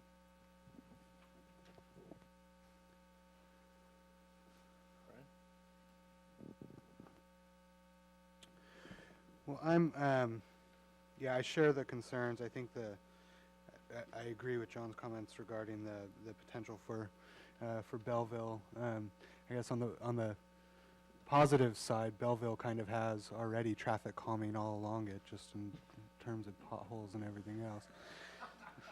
But in the future, hopefully that situation will be addressed and people would potentially be able to use that. But I'm comfortable with the idea that we can move forward with this and come back with some level of a condition and a plan that addresses these questions, addresses the frontage roads questions. I think there's a couple different scenarios that could be looked at, including, limiting the access from the highway, as John mentioned, maybe not extending the frontage, or maybe cutting off some of the radiuses there. So I think there's definitely more study that needs to be done, but I understand the sort of chicken and the egg position that we're kind of in, and think that that's possible there. Just wanted to mention, I saw some concerns and heard some questions about the potential wetland impacts and the mitigation of those. I think generally not all wetlands are created equal.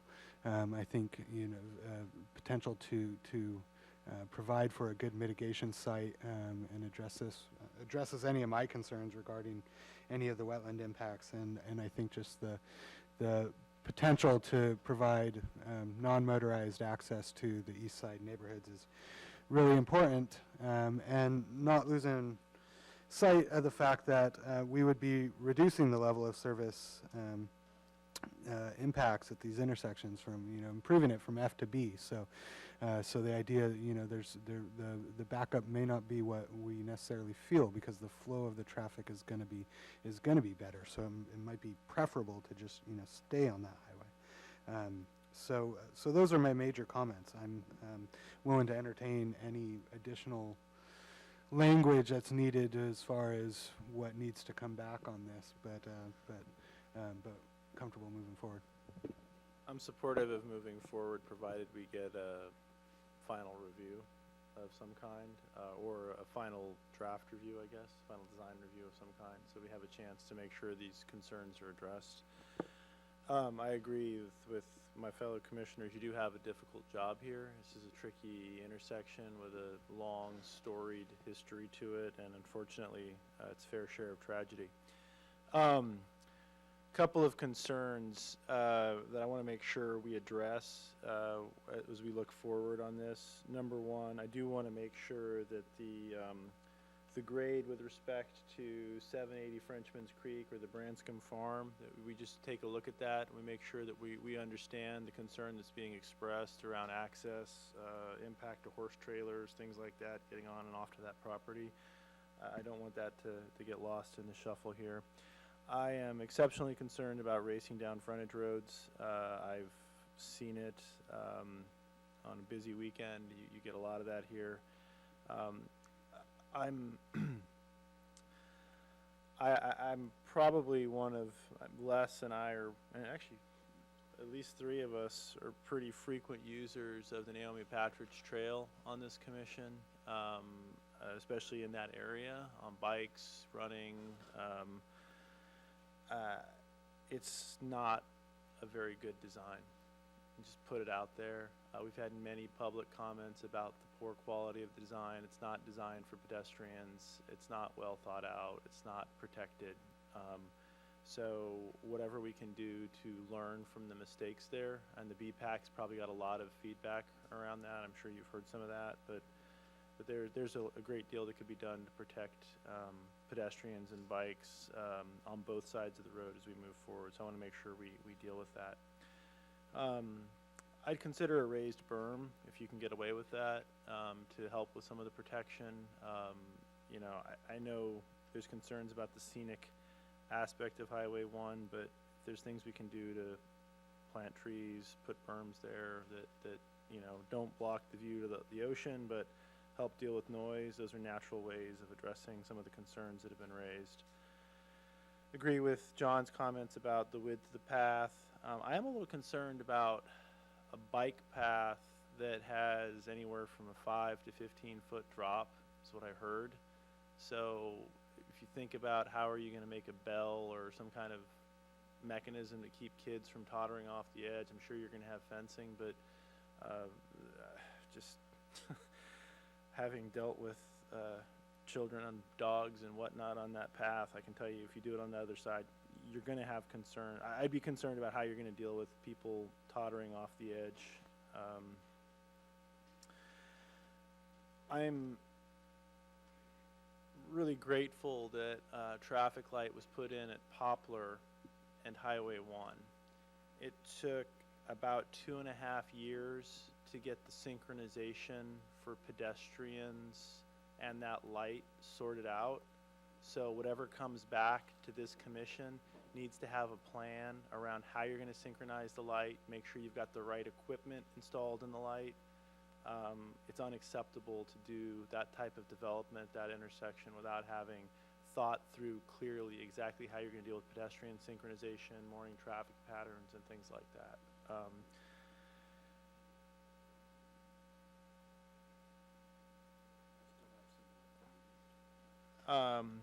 And then I do want to make sure we address the concern raised about residents of Bellevue and the other side of Grand. How do I get home? I would recommend that you guys drive that path and try to think through that problem, or walk that path and think through how are these people going to get home. It's a major area of concern.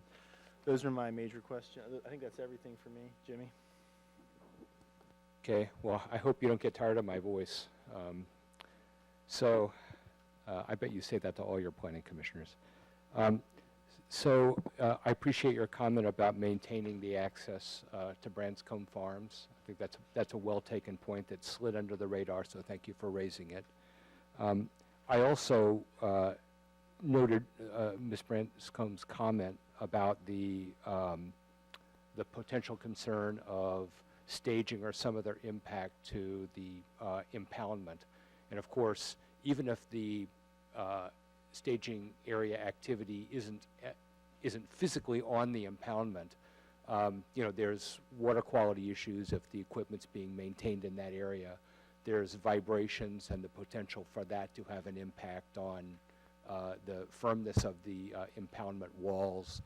There's a lot going on there, so it's important for us to think that through, and I'm sure no one wants to impact her ability, the Andriotti's ability to operate. I'd like to turn to hydrology, my favorite issue. And I'll just point out that the staff report says that there will be no impact to the volume of water that goes through the Keyhoe watercourse. That's important because if there were any other comment there, I wouldn't be talking today. That said, I want to clarify that the removal of the willows has a couple of impacts. One is that it, of course, we would lose a little riparian vegetation, and the mitigation that we've talked about so far is about putting vegetation in some other place. I get it. Willows also serve to uptake rain. So when the water comes down off of the hillside, sheet flow, the willows absorb that water. They also slow the flow of water, therefore reducing the amount of sediment that can be carried and the volume of water, the sheer volume of water that's going to ultimately drain. And the staff report points out that at least some of these areas probably drain into that watercourse. And I appreciate the modeling effort that went into place to understand and draw the conclusion that there was no incremental flows as a result of this project. That said, I think that any model is only as good as the assumptions that go into it.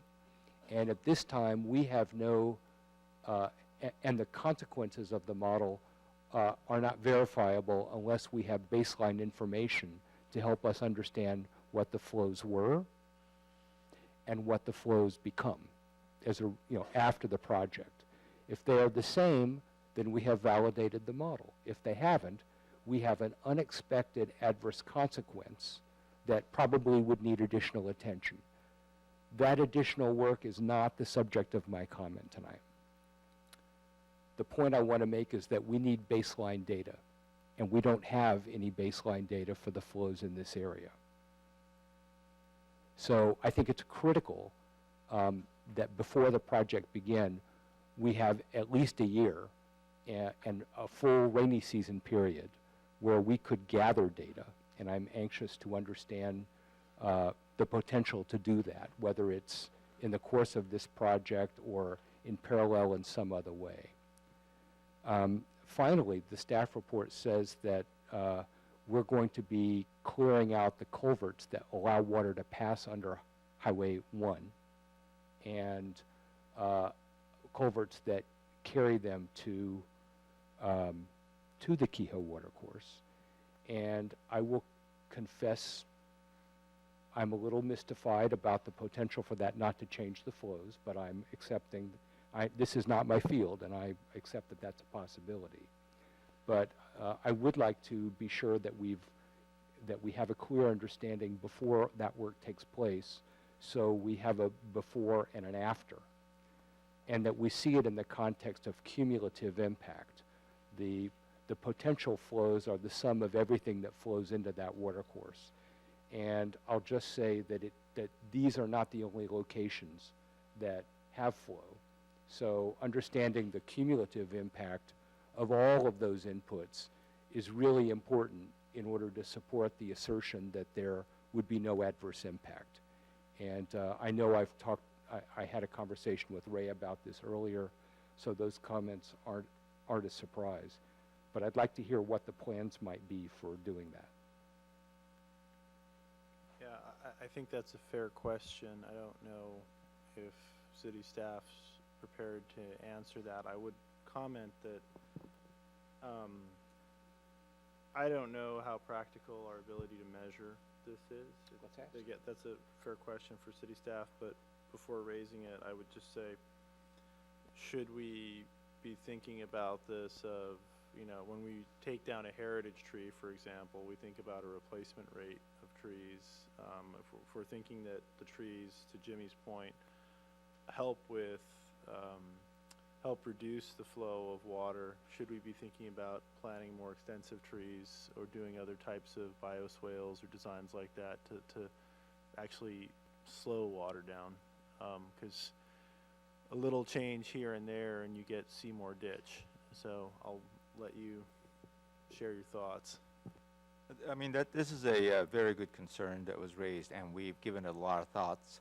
At this point, during the preliminary design, we did do the calculations, and based on our conversations with our designers, Mark Thomas and Company, which have very extensive experience in this area, that the amount of increase is not significant, and we are able to hold that and release it at pre-project levels. There are many ways that we could slow down the storm drain, the runoff, and contain it and capture it in a detention basin and slowly release that. So at this point, I think that we have come up with ideas that are very good, and what we are hoping that after the approval of the project, the coastal development permit, we are able to obtain the funding to go actually do the final design. And during the final design, all of this parts of the project, including the storm drain, will be hashed out. And there are many, as I mentioned earlier, there are many ways that we could do this. This is not a very complicated issue for this type of design. The increased amount of pavement is very small, and we do have areas that we could actually use for detention basins. One of the things that was suggested was use of 36-inch diameter pipe underneath the multi-use path, which is a very easy to do, and we could just align it so that the runoff would be matching what we had before. And you are correct in terms of the willows, and we will be able to put designs into place that slow down the runoff, and we could put in a meter and make sure that before and after, like you said, we have at least one or maybe two.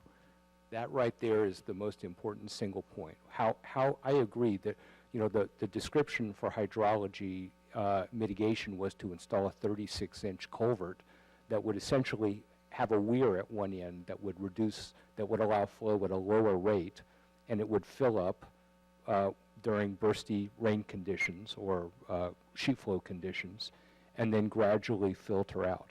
Of course, there's a possibility of that getting sedimented, and I'm sure that there are mitigations to address that. It will be a clean out that we have to maintain. However we do that, the important thing is to have a measure of before and after, and getting that over a long enough period of time that we have a meaningful observation is what that measurement is not in the scope of the project right now.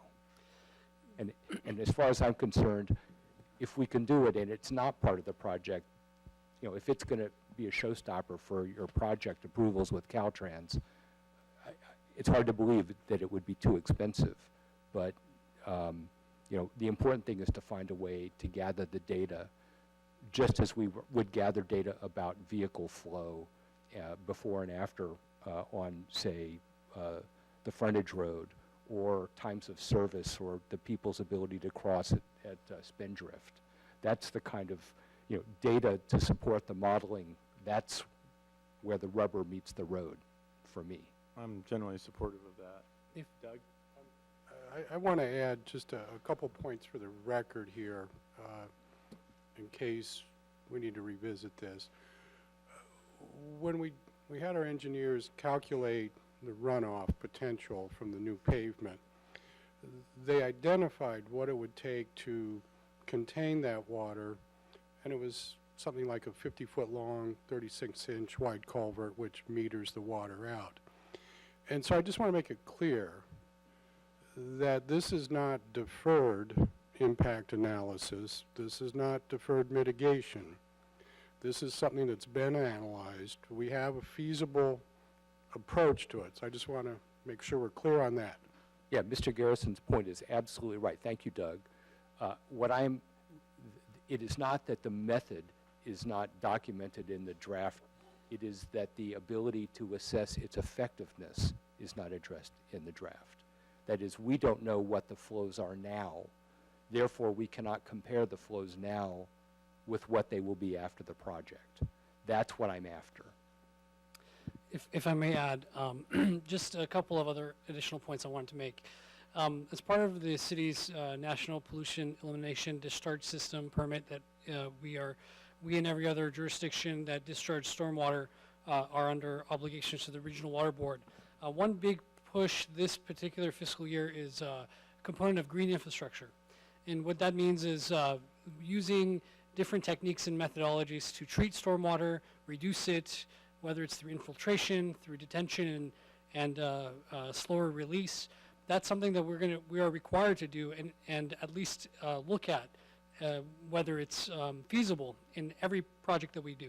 And so that's one of the elements that we're going to be bringing to this particular project, whether it's through the implementation of underground detention basins that will reduce the velocity of stormwater, or whether it's implementation of pervious pavements to reduce the amount of impervious surface that will reach these.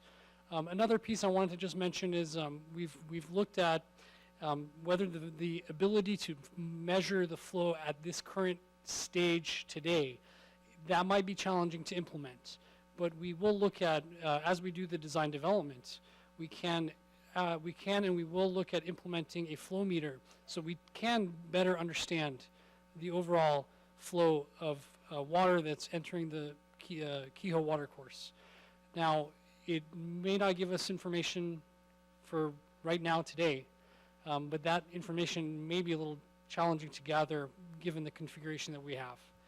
Now, with this implementation of a flow meter in the future, we can begin to create that baseline for our flows and look at it in a more detailed analysis for a larger project that would be a little bit larger scope than what we're doing with this particular piece today. And I understand that, the city is pursuing a larger storm drainage process. Perhaps that's what John came to the DI to talk about. I don't know. But my goal here is not to gum up the project with lots of new items that require lots of extra time to approve. My goal is to be able to assess the effectiveness of the mitigations achieving their design goals. And I don't know how we do that if we don't have a before. And it looks like, through the chair, it looks like John Dowdy has something to say from the...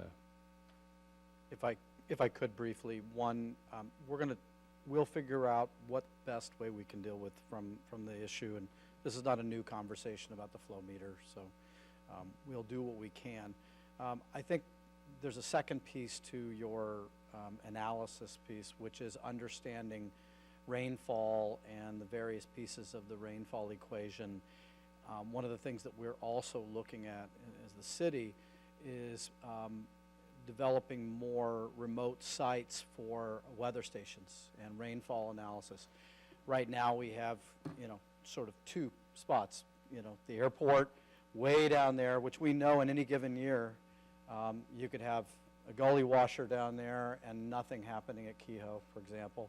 The same thing can happen the other way. We can have nothing happen down there. So we are looking with our emergency operations folks to develop additional sites for that monitoring, and that, along with then flow data information, is a better way to sort of look at what the realities of all of that are within our drainage system itself. So we want to look at that throughout. So I just wanted to put that out there. We are looking at this sort of twofold. One is, how do you deal with the pipes? How do you deal with retention? How do you deal with these things? But it also trying to understand better, particularly as climate change is upon us, it appears. We're also looking at the issue of rainfall and precipitation and the impacts of that. Thank you. There's so much more I could say about that, but I think I should leave it there. Can I hit another topic? Yeah, I just want to be clear. I think we've beat this horse, but can we just try to get, it sounds like you guys have heard, we'd like to have some kind of measurement. That's sort of the message. I'm hearing the head nodding. You're going to make a good faith effort to figure that out. And we'll leave it to you guys, the experts, to make sure that happens. Thank you. Please. She's looking like she wants... Jill.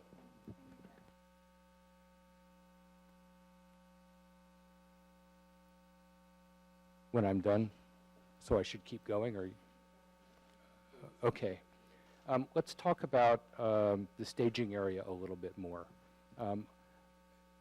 I would just like to, I heard Ray, and I appreciate your insight about that was that not only might it be in that area, it's possible that the contractor could lease or buy land and use another place as a staging area. I would like to be sure that the staging area is defined and we get a chance to review it rather than it being a discretionary decision. And Jill is nodding.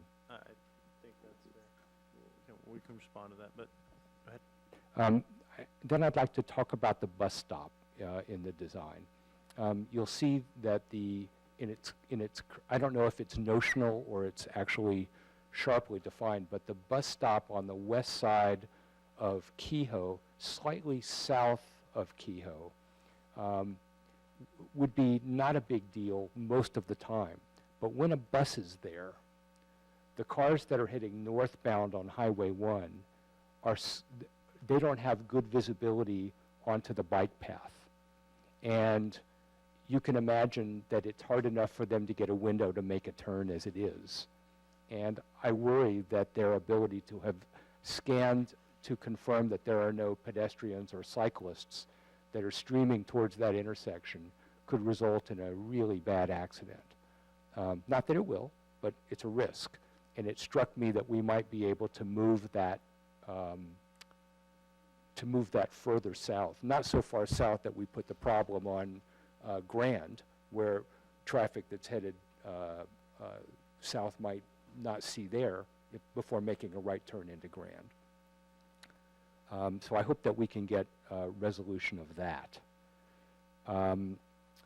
Then there's the question of how the newly created lane at Grandview that allows the traffic movement from people on Grandview to make the turn southbound onto Highway 1, how that newly created lane is protected from enthusiastic through southbound drivers, seeing it as an opportunity to shift over and get around what they perceive as cars moving much too slowly in front of them. This is a problem that we currently have at Terrace Avenue. And it's not that I want to engineer the fix, and as John Dowdy famously said in one of our early information sessions, everybody is a traffic engineer. I'm concerned that we find a solution so that while we're alleviating the problem at Terrace, we don't create a new problem at Grandview. Did that make sense, colleagues?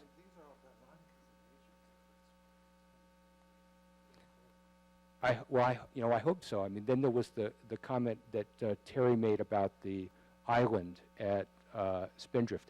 Is that outside the scope? Can we do something with that? Or is it advisable? Does that require more thought? I'm sure it does. It does. It's hard to say. Without looking at it in more detail and getting some input, we can certainly bring it up as part of the design considerations when we meet with Caltrans and review safety and operations. But without looking at it in a little bit more detail, it would be difficult to really respond to that. And I don't think I have not given enough thought to be able to truly respond to that tonight. I recognize the ambiguity in where that sits in the project. I think there's at least 3 commissioners here who would encourage you to take a look at that based on comment one of my colleagues passed over. So I think it's an area of concern. Thank you. Another point that Terry mentioned was a concern about the reduction of the buffering of traffic that was westbound on 92, turning north onto Highway 1, shifting from 900 to 600 feet. My understanding is that while the vertical, north-south distance is shorter, we're extending the period for which there are 2 lanes. And therefore, the total size of the pocket may be bigger. So while I think it appears that we have more holding capacity, at least I suspect that's the design goal, it does leave us with having to confront the fact that somewhere down the line, those cars are filtering down into 1 lane. And so we're just, there's an underlying issue that we're not trying to solve here. And that's okay. I just don't want the public to think that moving from 900 to 600 is still keeping it at one lane for that period of time. At least that's my understanding. Is that right? Okay, that was a yes. Then there was a point that I wanted to get clarity on, and I'm not completely clear. Former Mayor Ferreira mentioned the Calera project, where a mitigation that was proposed was tossed out by a court because the area where the mitigation was stated to occur was already protected. And I don't know enough about the applicability of that, whether there's a meaningful differentiation that would allow us to go forward with wherever you plan to put this, or whether this is a really good heads up to have a look at it and understand, and knowing more about that mitigation having that brought back as a chance to look at it might be prudent. Or I think, if I could summarize that, don't declare a mitigation in an already protected area. I think that was the summary by the judge. Yeah, I don't know enough about the details of whether it's applicable or not. Yeah, But I appreciate the comment that came up, and maybe we'll get clarity on that. But I'm not specifying where it should and shouldn't be, just trying to capture the concern so that it doesn't fall through the cracks here. I'm not sure if it's total parallel. I know mitigation and Caltrans mitigation in particular regularly happens on protected public land. And so I'm not sure what the details of the Pacifica project are, but just in terms of this case, I wouldn't see that there'd be a problem. I have no further comments. The question, the only other open item, thank you. You hit most of the remainder of my punch list here. The only other item was there's a question that's been raised about making a right-hand turn onto Silver and a right-hand turn out of Silver. Have you taken that into consideration with this project? Is that something you might think through, or you've already considered it and it's off the table? We haven't. We didn't take a lot of thought or review of that particular intersection. I do want to generally state that introducing additional ingress-egress between two signalized intersections is generally not advisable. It will impact traffic operations considerably. I think that's as much as I can go into at this point. Okay, thank you.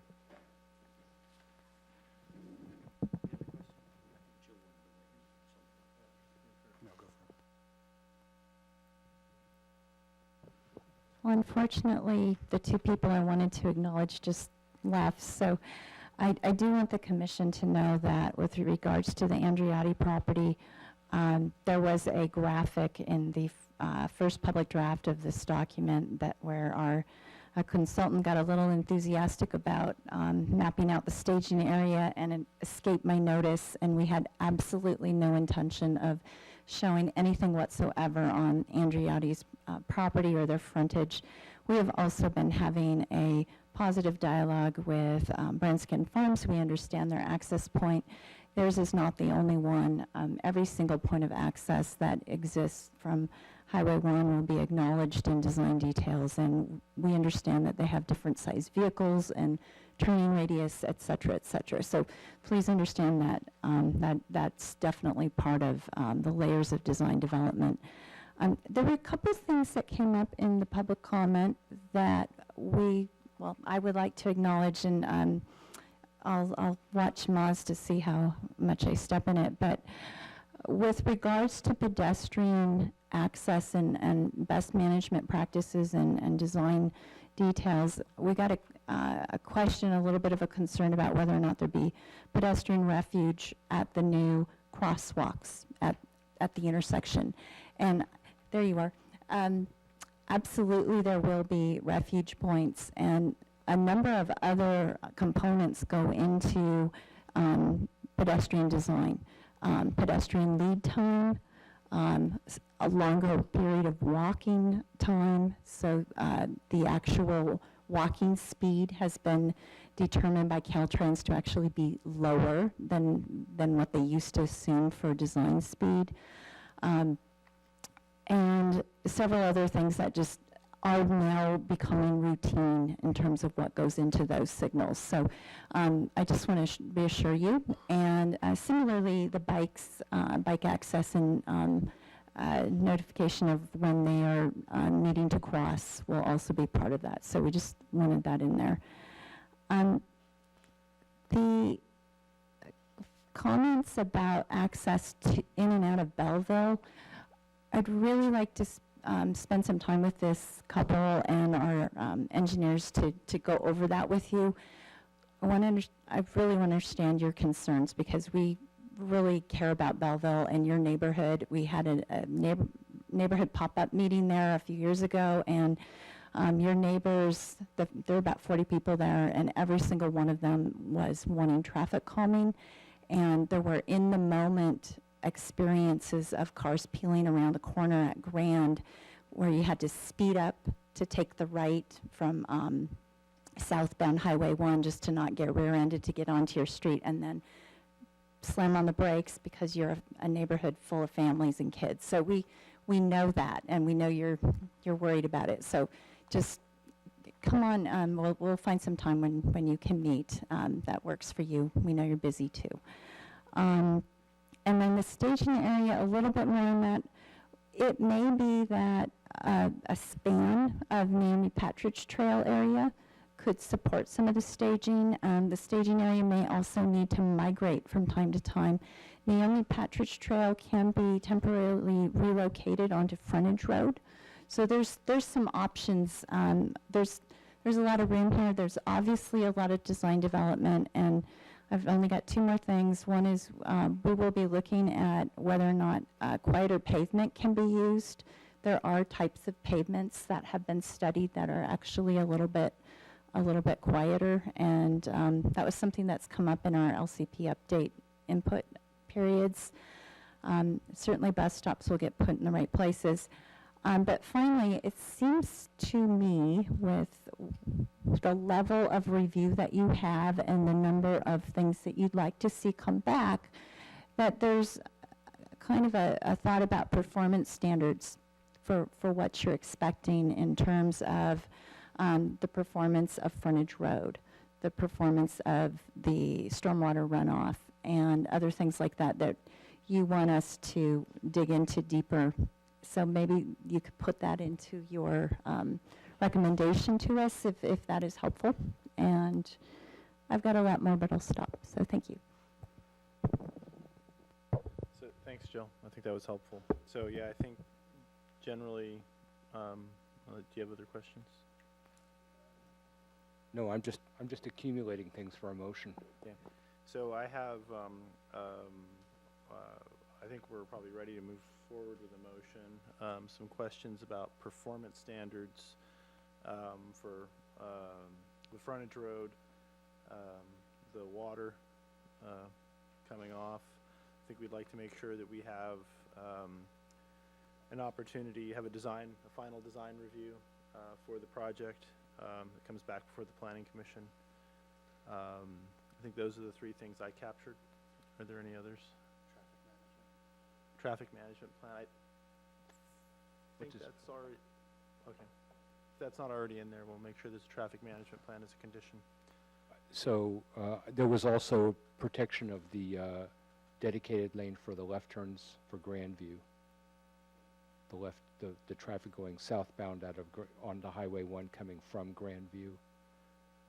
This is analogous to the situation of Terrace Avenue now, where cars are coming south, and when it goes from one lane to two lane, automobiles routinely ignore the white line and cross over.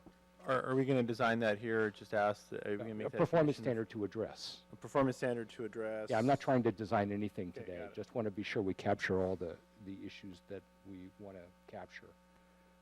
Then there was the bus stop location. Yes?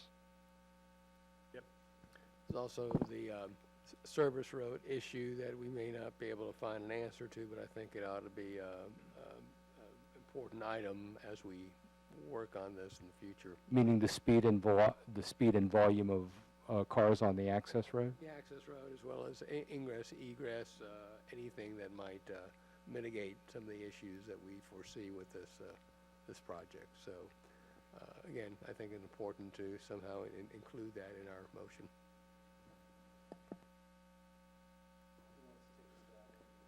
I'm still collecting.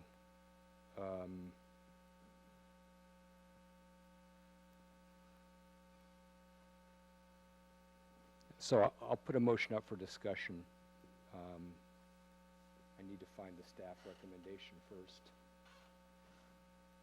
That's the wrong one. Anybody have the staff recommendation up on the screen? Thank you. So I move that the Planning Commission adopt the resolution next in order presented on the staff report, which is to adopt a mitigated neg deck and associated mitigation and monitoring and reporting program for the proposed project, and approve PDP 18084 application for coastal development permit for Highway 1/Terrace Avenue signalization and Eastside multi-use path project, CIP project number 538, based on the findings and evidence contained in Exhibit A of the draft resolution. Man, this is long. Attachment 1, and subject to the conditions of approval in Exhibit B, and pursuant to the project plans, Attachment 3, which will be further developed and reviewed by Caltrans and the Half Moon Bay City Engineer, with the following amendments to develop a performance program with respect to the project's achievement of addressing potential impacts, such performance standards to be brought back for approval to the Planning Commission, to include the pedestrian access, if feasible, at Spindrift, or if not, to let us know that. Plans for managing the speed, volume, and entrance and egress issues for traffic using the frontage road, or for that matter, other Casa del Mar roads. Hydrology performance measurements of flow to establish a baseline to allow us to determine whether the objective of no impact as a result of the project is achieved.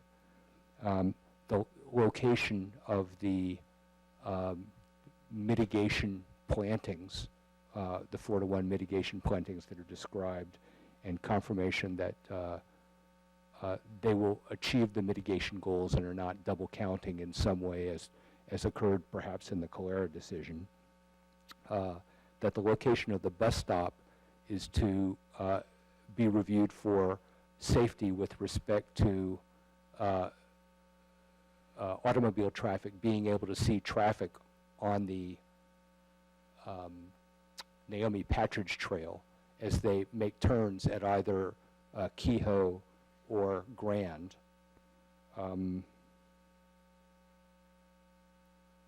That the staging area location be identified and brought back for approval. Did I miss anything? Oh, thank you. And performance for the protecting the dedicated lane for Grandview traffic to safely make a turn into what becomes the #1 lane, to protect it from through southbound traffic prematurely entering it and creating hazardous conditions. Is that everything? I think so. I'm looking at city staff to make sure we haven't missed anything. Yep.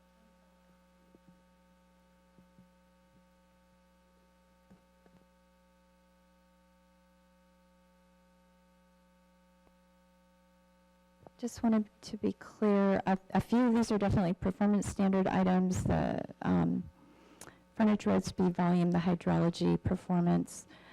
Some of these are more amending conditions and seeking to see this with more design development. So if you will be comfortable with us structuring it in that manner, that's what we'll do after we get through all of these pieces. Yeah, I certainly don't, Okay. I think that the staging area isn't a performance standard. No, and probably not the bus stop either and things like that, but, Right. okay, I am comfortable with okay, that. good.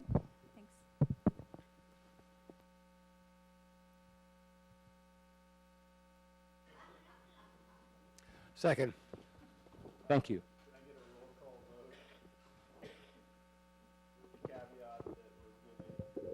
Can I get a roll call vote with the caveat that city staff is going to restructure the final condition of approval based on the discussion we had here today? Absolutely. Commissioner Evans. Roll call vote, please. Commissioner Evans? Yes. Thank you. Commissioner DeMond? Yes. Commissioner Benjamin? Yes. Vice Chair Holt? Yes. And Chair Hernandez? Yes. Thank you. The motion carries 5-0. Thank you. Through the chair, wonder if we could get a short recess? Yeah, I was going to propose we take a short recess.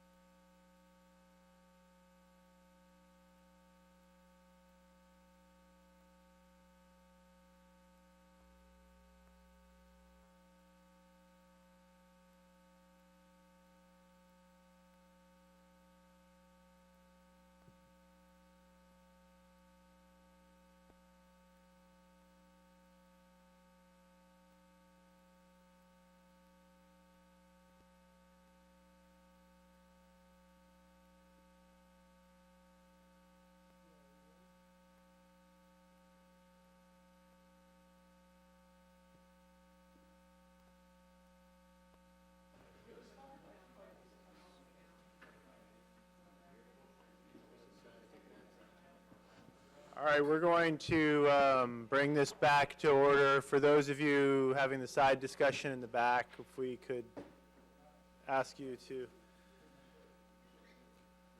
take it outside or bring the volume down. Scott, are you driving us today?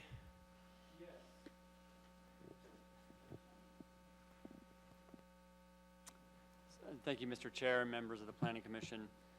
The primary focus of this item is to recommend the final draft of the Parks Master Plan and the associated environmental document to the City Council. And this is an opportunity for the Planning Commission to review both the final draft, final initial study, mitigated negative declaration, and the Parks Master Plan. And I'll walk through a couple of slides here just to kind of refresh your memory on, you know, the Parks Master Plan. You know, this is an item that the Planning Commission, as well as the Parks and Rec Commission and City Council, have been involved with for the past year or so. So the focus is on city parks and building of a plan, you know, integrating with the Plan HMB, as well as the update of the local coastal program, and coordinating with the bicycle pedestrian master plan effort that's currently underway as well. Early on in this process, our consultant prepared a existing conditions report that the Planning Commission had a chance to review. Extensive outreach took place with the Parks Master Plan process, including you know, online surveys, stakeholder interviews, small groups. 2 community workshops took place in which the Planning Commission was involved with. And we also had a separate website from the city, or we still do, from the city's website, HMB Outdoors, that includes the Bike Ped Master Plan draft. We identified issues and opportunities. Here's a list. You know, this is kind of similar to what you've seen in the past. Provided, you know, opportunities for, you know, for our residents to express ideas and thoughts on improvements to both our existing parks and, you know, ideas for new parks in the future. Here's some, you know, some ideas, some photographs that we've seen in the past on some parks ideas. Parks and Rec Commission came up with some goals that were integrated into the Parks Master Plan. Enhance quality of life,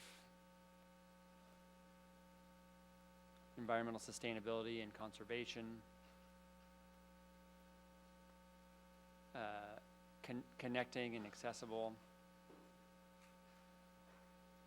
economic balance and feasibility. And then also in the Parks Master Plan, there's a section on recommendations.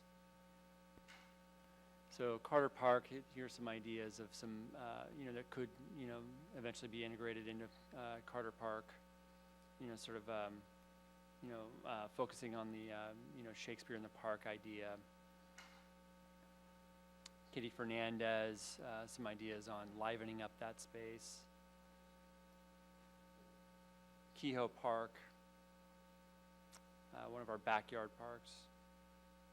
Johnston House Lower, and then Johnston House Upper.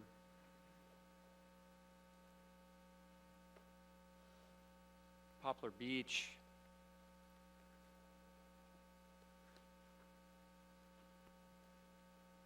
And then through this process, we've kind of, you know, we've ironed out some potential new facilities that have been noted in the draft Parks Master Plan.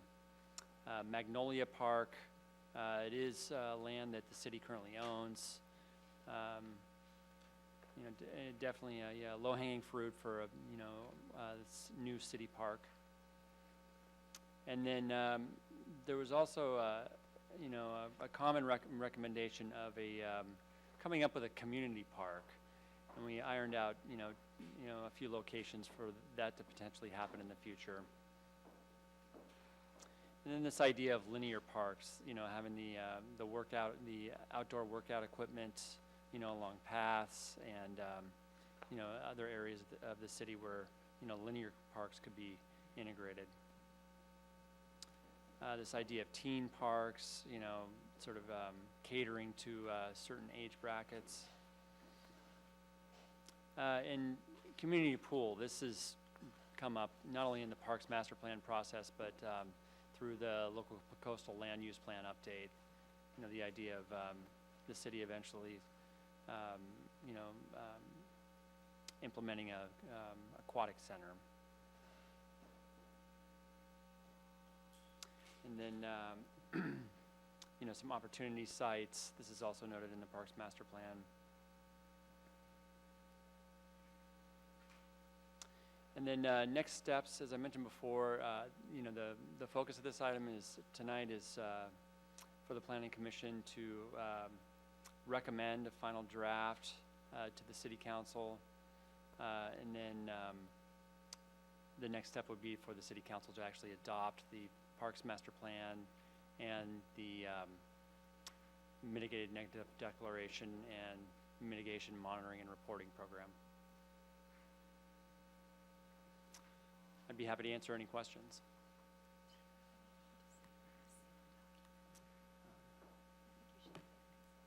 Any questions? Yeah, before we get into questions, we do have Barbara Beard from MIG TRA here as well, our environmental consultant. She's available to answer any questions on the environmental document. Thank you. So. Questions? Sure. Question around Smithfield. I know there's strong opinions on both sides around Smithfield.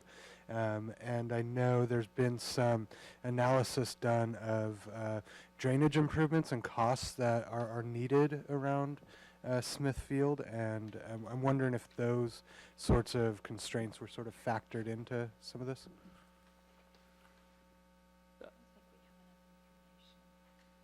So at this point, the recommendation is to have a separate master plan for Smithfield. Okay. And at that point, the drainage concern would be looked at in detail, as well as the proposed improvements. And along with that, separate master plan, there would be a, environmental review.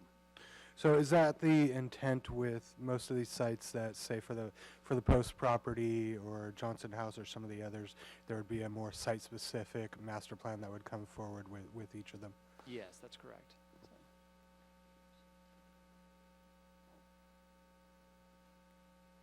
John?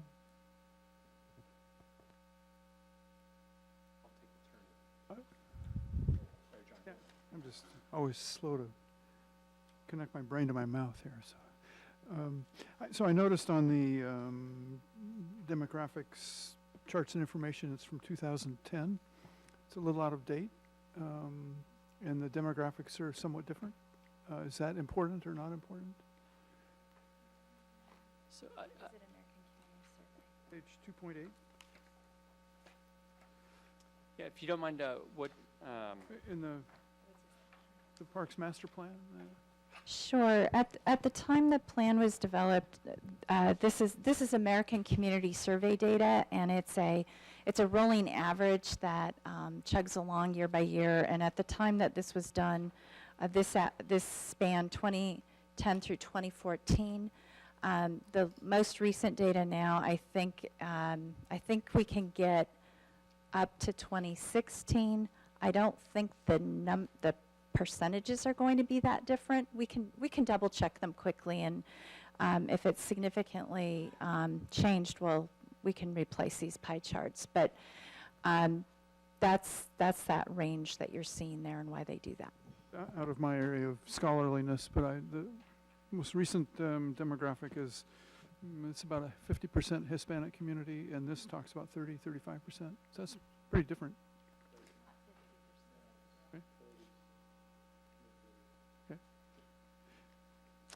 And then,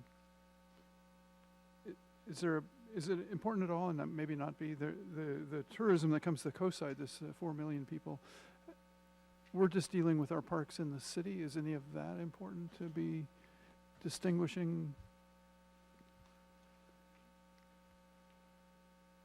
It's an interesting thing.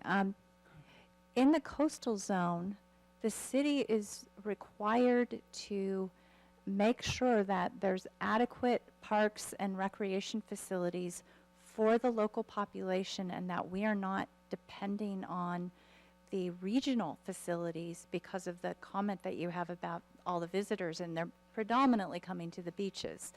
That said, part of the coastal access and recreation experience here is more events, things that are, for example, the end of summer concert at Carter Park, that go beyond just the local population. So there was thinking about how to present some additional opportunities for visitors beyond local needs, but the priority for this plan is City of Half Moon Bay, people who live here, and the families and the kids and the lake.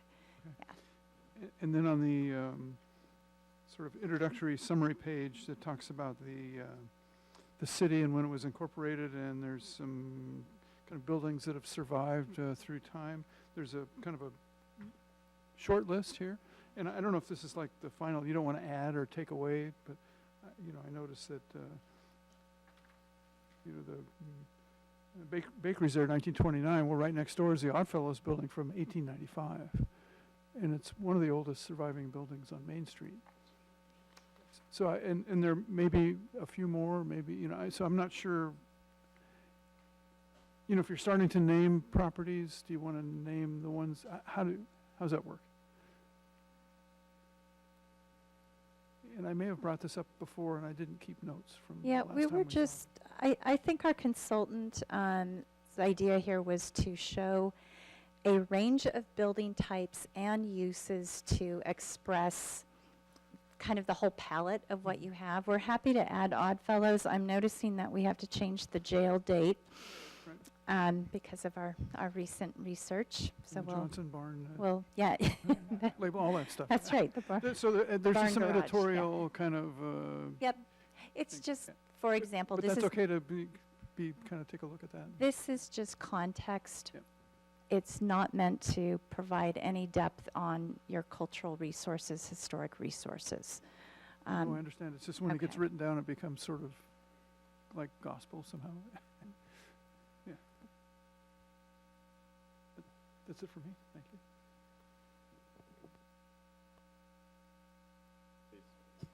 So I wanted to just get in the record that I submitted some written comments on this document to staff on Monday, and I want to thank staff and their consultant for taking the time to respond.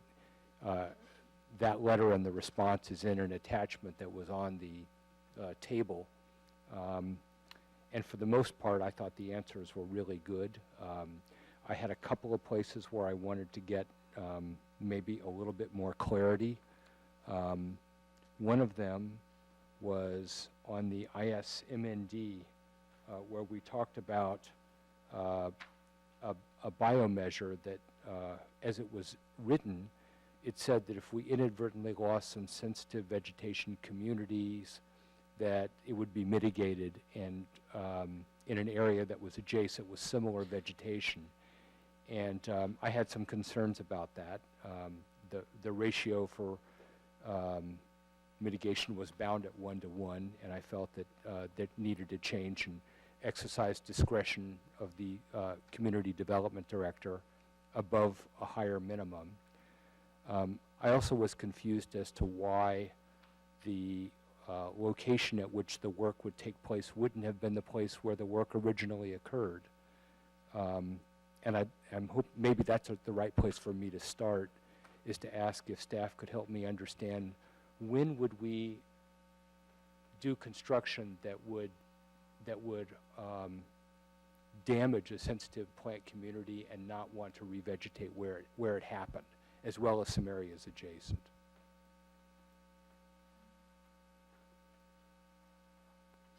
We have a couple of responses to that. First of all, the staff reports or the mitigation measure was revised to acknowledge a 3-to-1 replacement. You know, you just saw a project where we showed 4-to-1. 4-to-1 was specific to the type of vegetation. 3-to-1 would be for the kinds of things that we might run into here, but additional language Barbara provided is that it might have to be higher. It could be dependent upon the regulatory agency or whatever is the key component of that vegetation.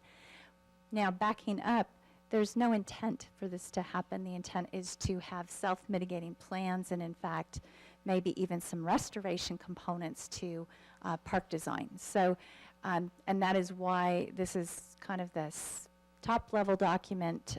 It's not a policy document. It's an implementation tool.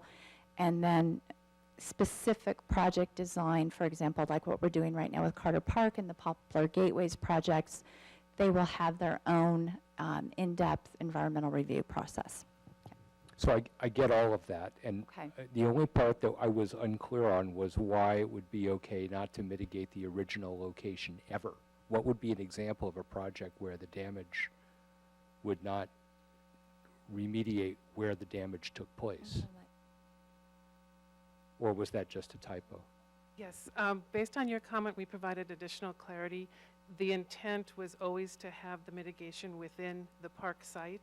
It was indistinct language between the construction area, the area of disturbance, and mitigation that was outside of the construction area but still within the park. Okay, we're getting closer, but I'm still not quite there.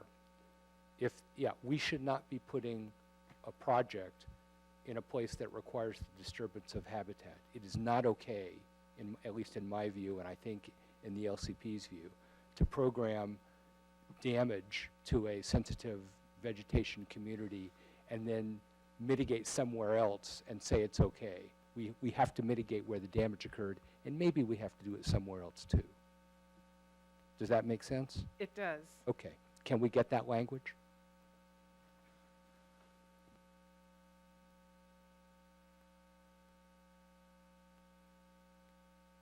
Barbara will work on that while you keep discussing. Okay, thank you. Then I really, lest I sound like I'm just grumpy all the time, I want to say thank you for the work on lighting. I think that we've had a lot of comments throughout the Plan Half Moon Bay process about the value of dark skies. We know that some of our parks will be better because the sky is protected and the activities in that, for example, at Carter Park, if we're going to have a stage, it would be nice if it wasn't bathed with light from surrounding development, just as we wouldn't want it to bathe the riparian corridor next door with a lot of light pollution. So I really appreciate the work that's taken place there. One of the comments I made was to ask for similar language around sound. Because our current standards for sound are not very good, to be honest. We have the state standard, and we have a noise element that kind of adopts the state standard. But our thresholds for significance are not very good. And while the draft language is heading in the right direction, I think it would benefit from review by, I think it needs a little bit more work. The description of sound pressure levels, which are typically shown in decibels, are usually given at a distance from the source or the distance to the receptor. And what I see here is just a number, not any particular distance from where the noise is. So it also doesn't say whether they're using the A-weighted or the C-weighted scale. So I think there's just a little bit more work to do on that, and I'm confident that we can get there, but I don't think we're there quite yet.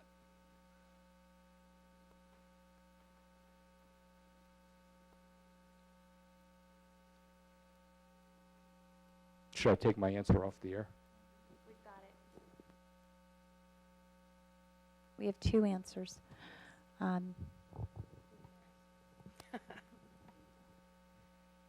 The noise is the A-weighted scale. And Is that the one that's adapted to the human ear? yes, Thank that you. is. And which is the land use compatibility guidelines that's in the city general plan is based on the A-weighted scale. I'm going to go back to bio mitigation measure 2. Oh, 7. I must be tired. Okay. We believe that this measure addresses your concern with the sentence, "The project shall be designed to avoid sensitive vegetation communities."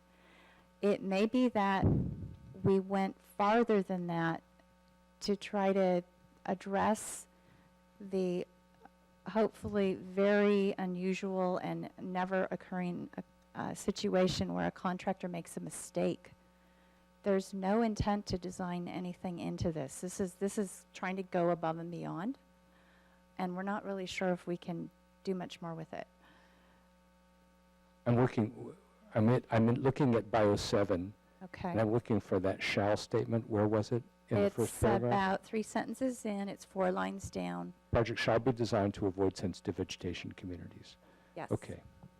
Okay, and I see the ratio is improved, and it's for your discretion to achieve the goals for different mortality of different plants and a mitigation plan. There's a lot that's really good there. May I go back to noise, please?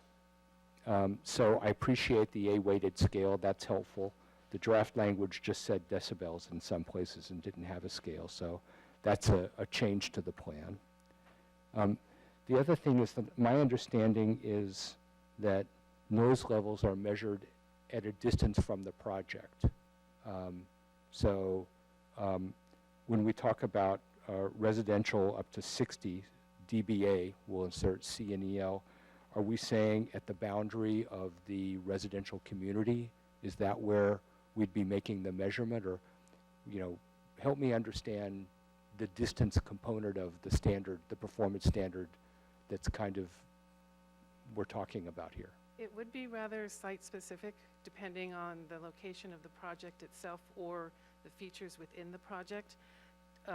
Many jurisdictions impose the noise ordinance at the property boundary. So if you were to take that concept, you would impose it at the park boundary and apply it to the adjacent residential land uses. So it could be residential in most cases. This probably wouldn't come up in your downtown pocket parks very often, or John L. Carter Park. It would probably be mostly the ones adjacent to residential land uses.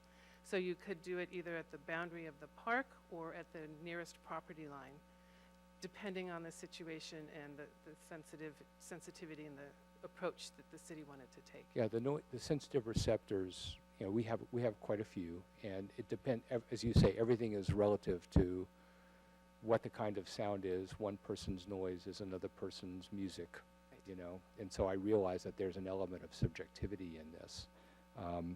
The reason that I was concerned is that perceptible noise, as you pointed out in the report, is probably somewhere between 3 and 6 decibel increases over background noise levels.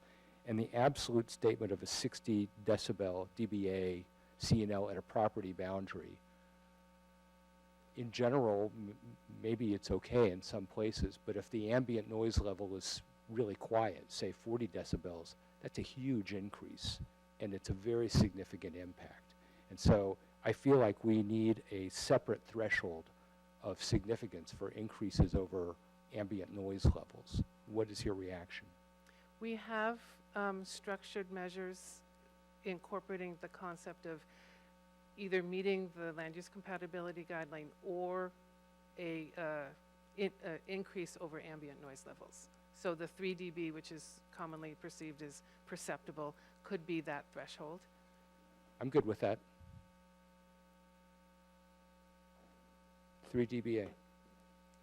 And is your recommendation at the property boundary of the sensitive receptor? What is your thinking about where we make the measurements? Would it be on a project-by-project basis?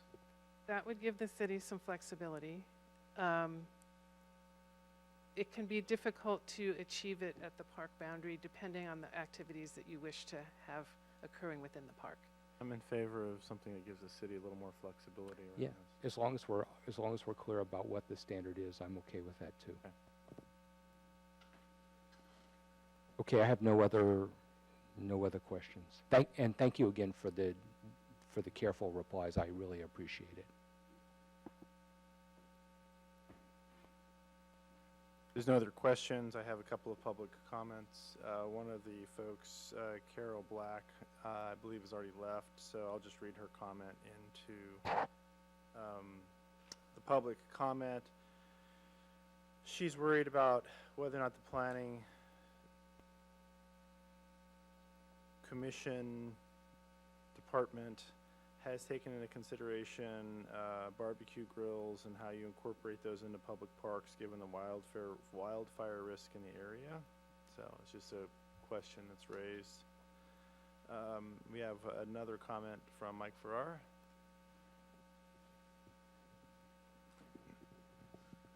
The Honorable Mike Farrar.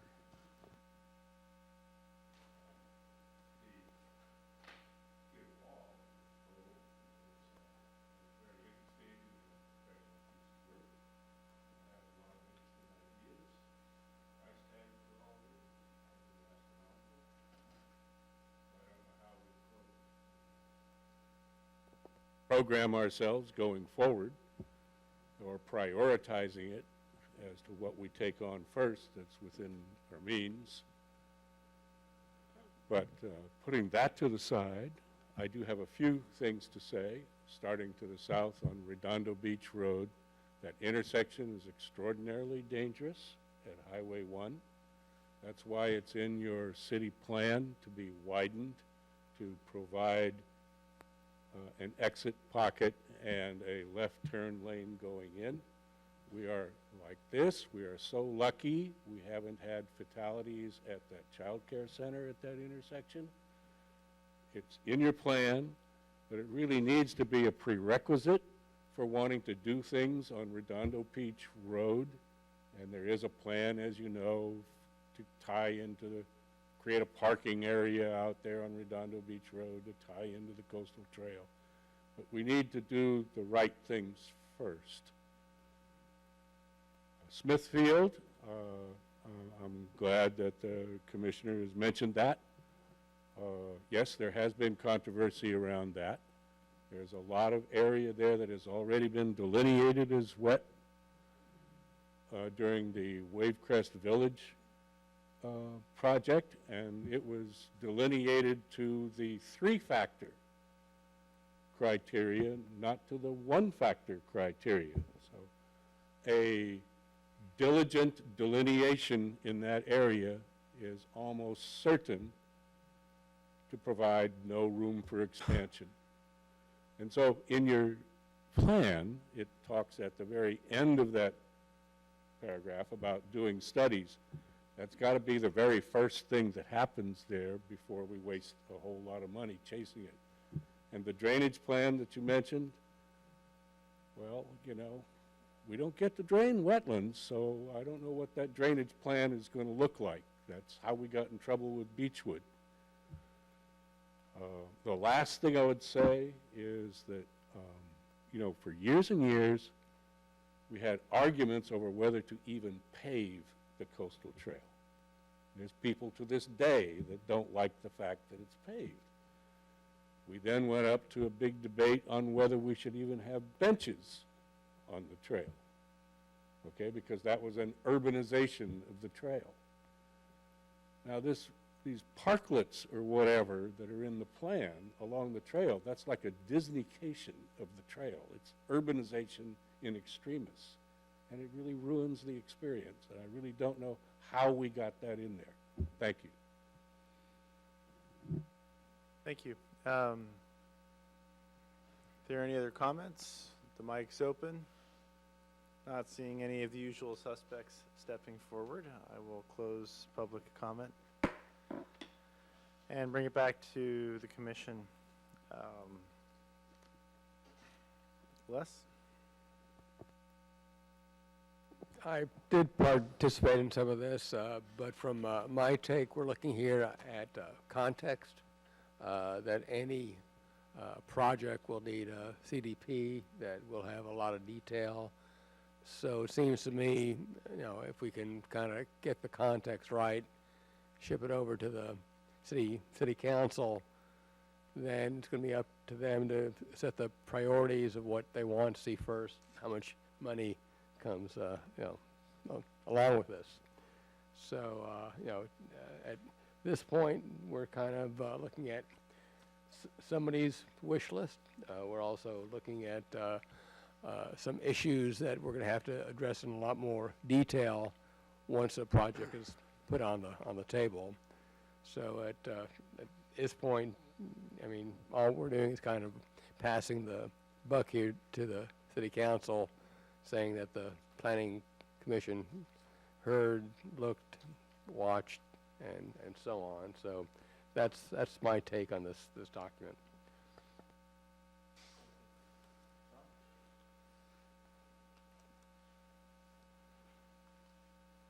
I'm impressed with, for the length of time I've been here, how little I knew how many parks were here.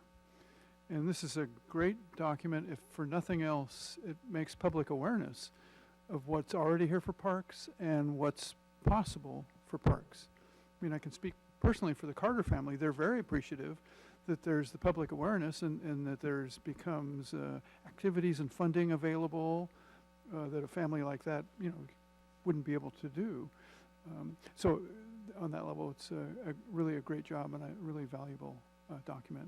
And I agree with Les that it's just a contextual guide, and the concerns about urbanizing the coastal trail and all those things are going to come up when all the permits would happen for anything. And assuming we're still on the path where things the city takes on as projects get reviewed by us. So, but thank you, it's a good job, thank you. Brian? Yeah, great.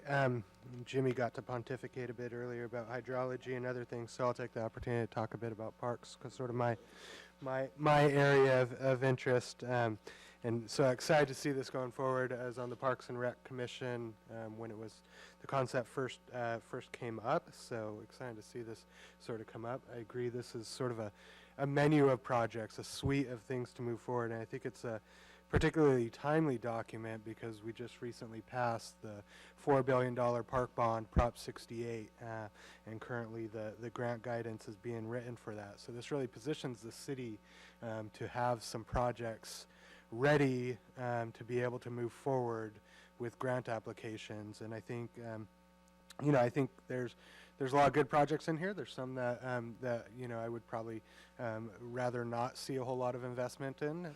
I wouldn't want to see the city sort of throwing good money after bad, but I think for the most part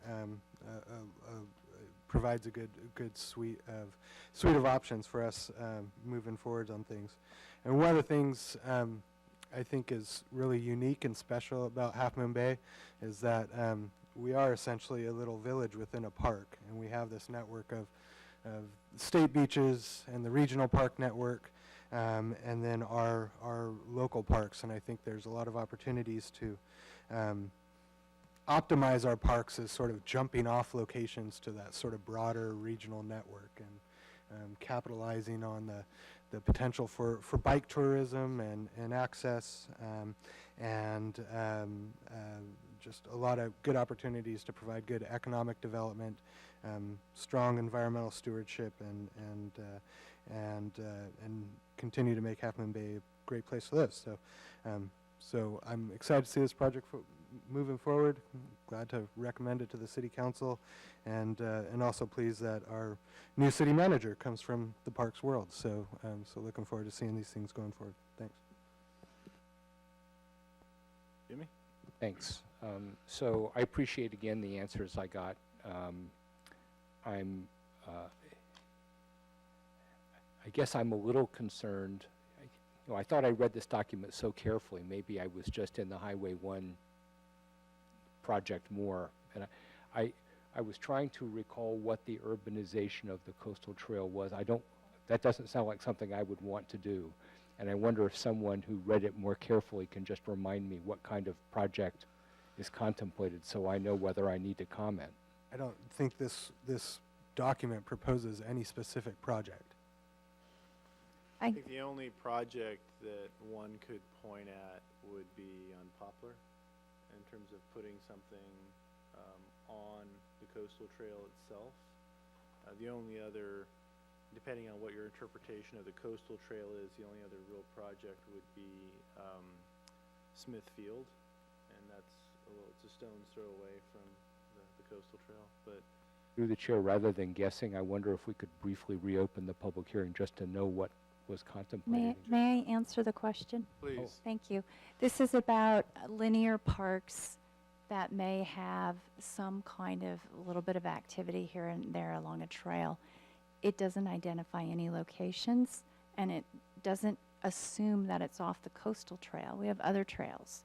So it's just a concept to help us think about our assets, including trails as a recreational facility, beyond a way to get here and there. And of course, trails are not specifically addressed in the Parks Master Plan, and I want to acknowledge that because the speaker was referring to some coastal trail items, and you can stay tuned because you're going to be doing this soon for the Bicycle and Pedestrian Master Plan, and that's where trails are covered.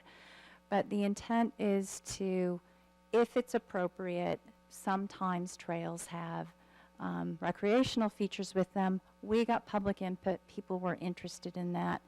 We are working on the Poplar Gateways plan, and you'll notice in that particular list of goals for that park, there's nothing about it that would be beyond a passive park and a natural orientation. So I think it's within the realm of what you're used to seeing. So I'm visualizing something like a fitness park horse station or... Exactly, and that is not intended to be, if you read the summary of what's intended at Poplar, that's not included. This is something that folks would like, gosh, if there's a place for it that's appropriate, where would you put it? So based on that comment, I think my comment would be, I don't think that those things generally belong on the coastal trail. A Frisbee golf course doesn't belong on the coastal trail. I would agree with that, and I think passive park kind of calls that out. And But there may well be other places where they're reasonable. Personally, I like to see a Frisbee golf course on the Naomi Patridge Trail, but I don't think that Moz would go with that. Probably not in its current. I don't know where the staging area would orientation. be. It would be incredible. Right. Frisbee golf course in the dog park. That is, let the record show, that's the best idea I've heard tonight. I had no other questions. I'm going to reiterate, at the risk of tilting at windmills, I'm going to reiterate the point about Smithfield. Any master plan with Smithfield should have an alternative to just moving Smithfield. I don't think the language in here is strong enough. So I think it is not a good location for a park, and we really need to look at an alternative. I will say part of the reason why we ended up with Smithfield in the location it's at is that we didn't have a document like this when Smithfield was built. I think this lays out a lot of good alternatives, and it's very thoughtful from a planning process, and it'll help us move forward. I would like to see a tweak to that language, but the master plan can address alternatives, and I think Brian and I have both made our opinions pretty well known on this matter. So I don't have any other comments. I'd just like to pick up your point. Again, maybe I've just been asleep at the wheel. I'm certainly open to other alternative locations. It's important to see them in the context of our whole portfolio of recreational resources. And so if we move it from a bad place to a worse place, that wouldn't be good, but I'm sure that's not what you're advocating. I'm advocating, but I think alternatives to the current location should be the first option. And I think that, you know, the potential for any additional work in that area does, you know, I have been there and been ankle deep in water in the areas at the periphery of that park. I've been ankle deep on the field in water, so. So there may also be restoration opportunities in that area if we were successful, but that study point that the speaker raised is probably well taken. So are we ready for a motion? So I think we've made our Okay. comments. Well, I'll move that,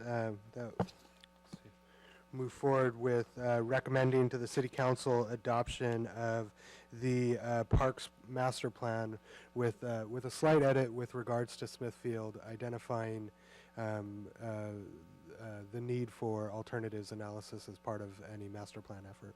Would the maker of the motion consider an amendment to reflect the comments that staff provided in response to comments attached to its letter dated December 11?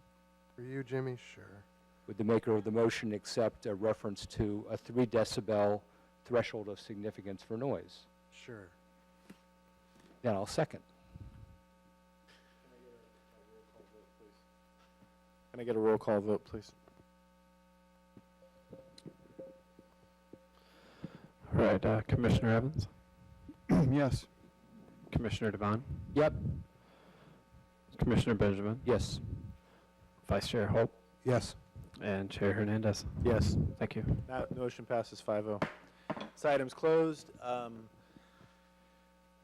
Would like to move on to Planning Director's comments. Happy to do that. They're brief. Just one last note on this. Staff wishes to thank Vice Chair Holt for his work throughout this entire planning process.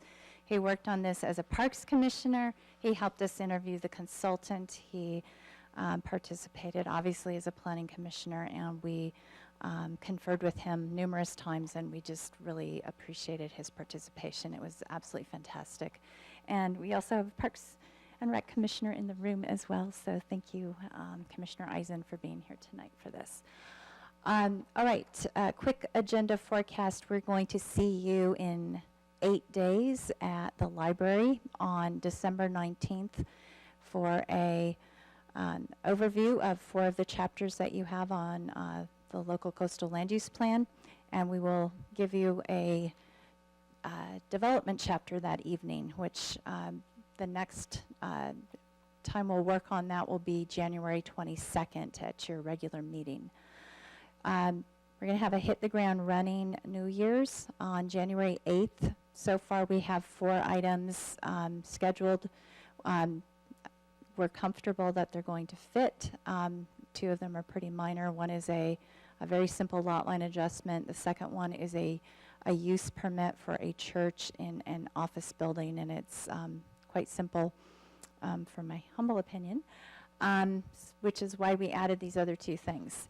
You've seen the Highway 1 South Gateway at a study session. If it's ready for you for consideration for a coastal development permit, you will see it on the 8th. We do have to notice that, so we'll let you know on that. And then we do intend to have a study session on the Pillar Point RV Park. We've been working with the Harbor District, who owns the property, and the leaseholder who runs the RV park on working through some permitting issues from days of yore, and also taking advantage of this to improve public coastal access with a really nice new bathroom. And believe it or not, there's a lot of choices that come into this, and before we hone in on any of them, we thought it was in the public's interest to bring this to the commission and show you some pros and cons and give us your feedback, and hopefully the public will do that as well.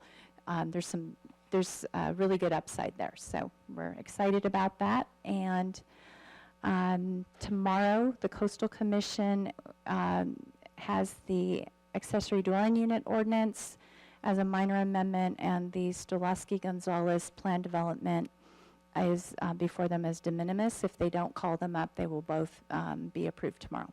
Thank you. Thank you. Just as a point of order, I'm going to You need to dial in from the Residence Inn Southwest Austin. I'll send Joe the details, but on the 19th, so I'll be dialed in for that. Are we meeting in the library or here? Okay. And I did, for the record, I've already indicated that I will be absent on the 19th. If we can improve the sound quality at the library, I'd recommend we do it here. That'd be for my benefit, but especially if there's going to be a lot of people watching from home for that one, the AV out of this facility seems to be better than the AV out of the library. But I'll leave that to you guys' discretion to figure out the hows. But anyway, that's all I got. Any other planning commissioner communications? Can I get a motion? Motion to adjourn. All in favor? A second?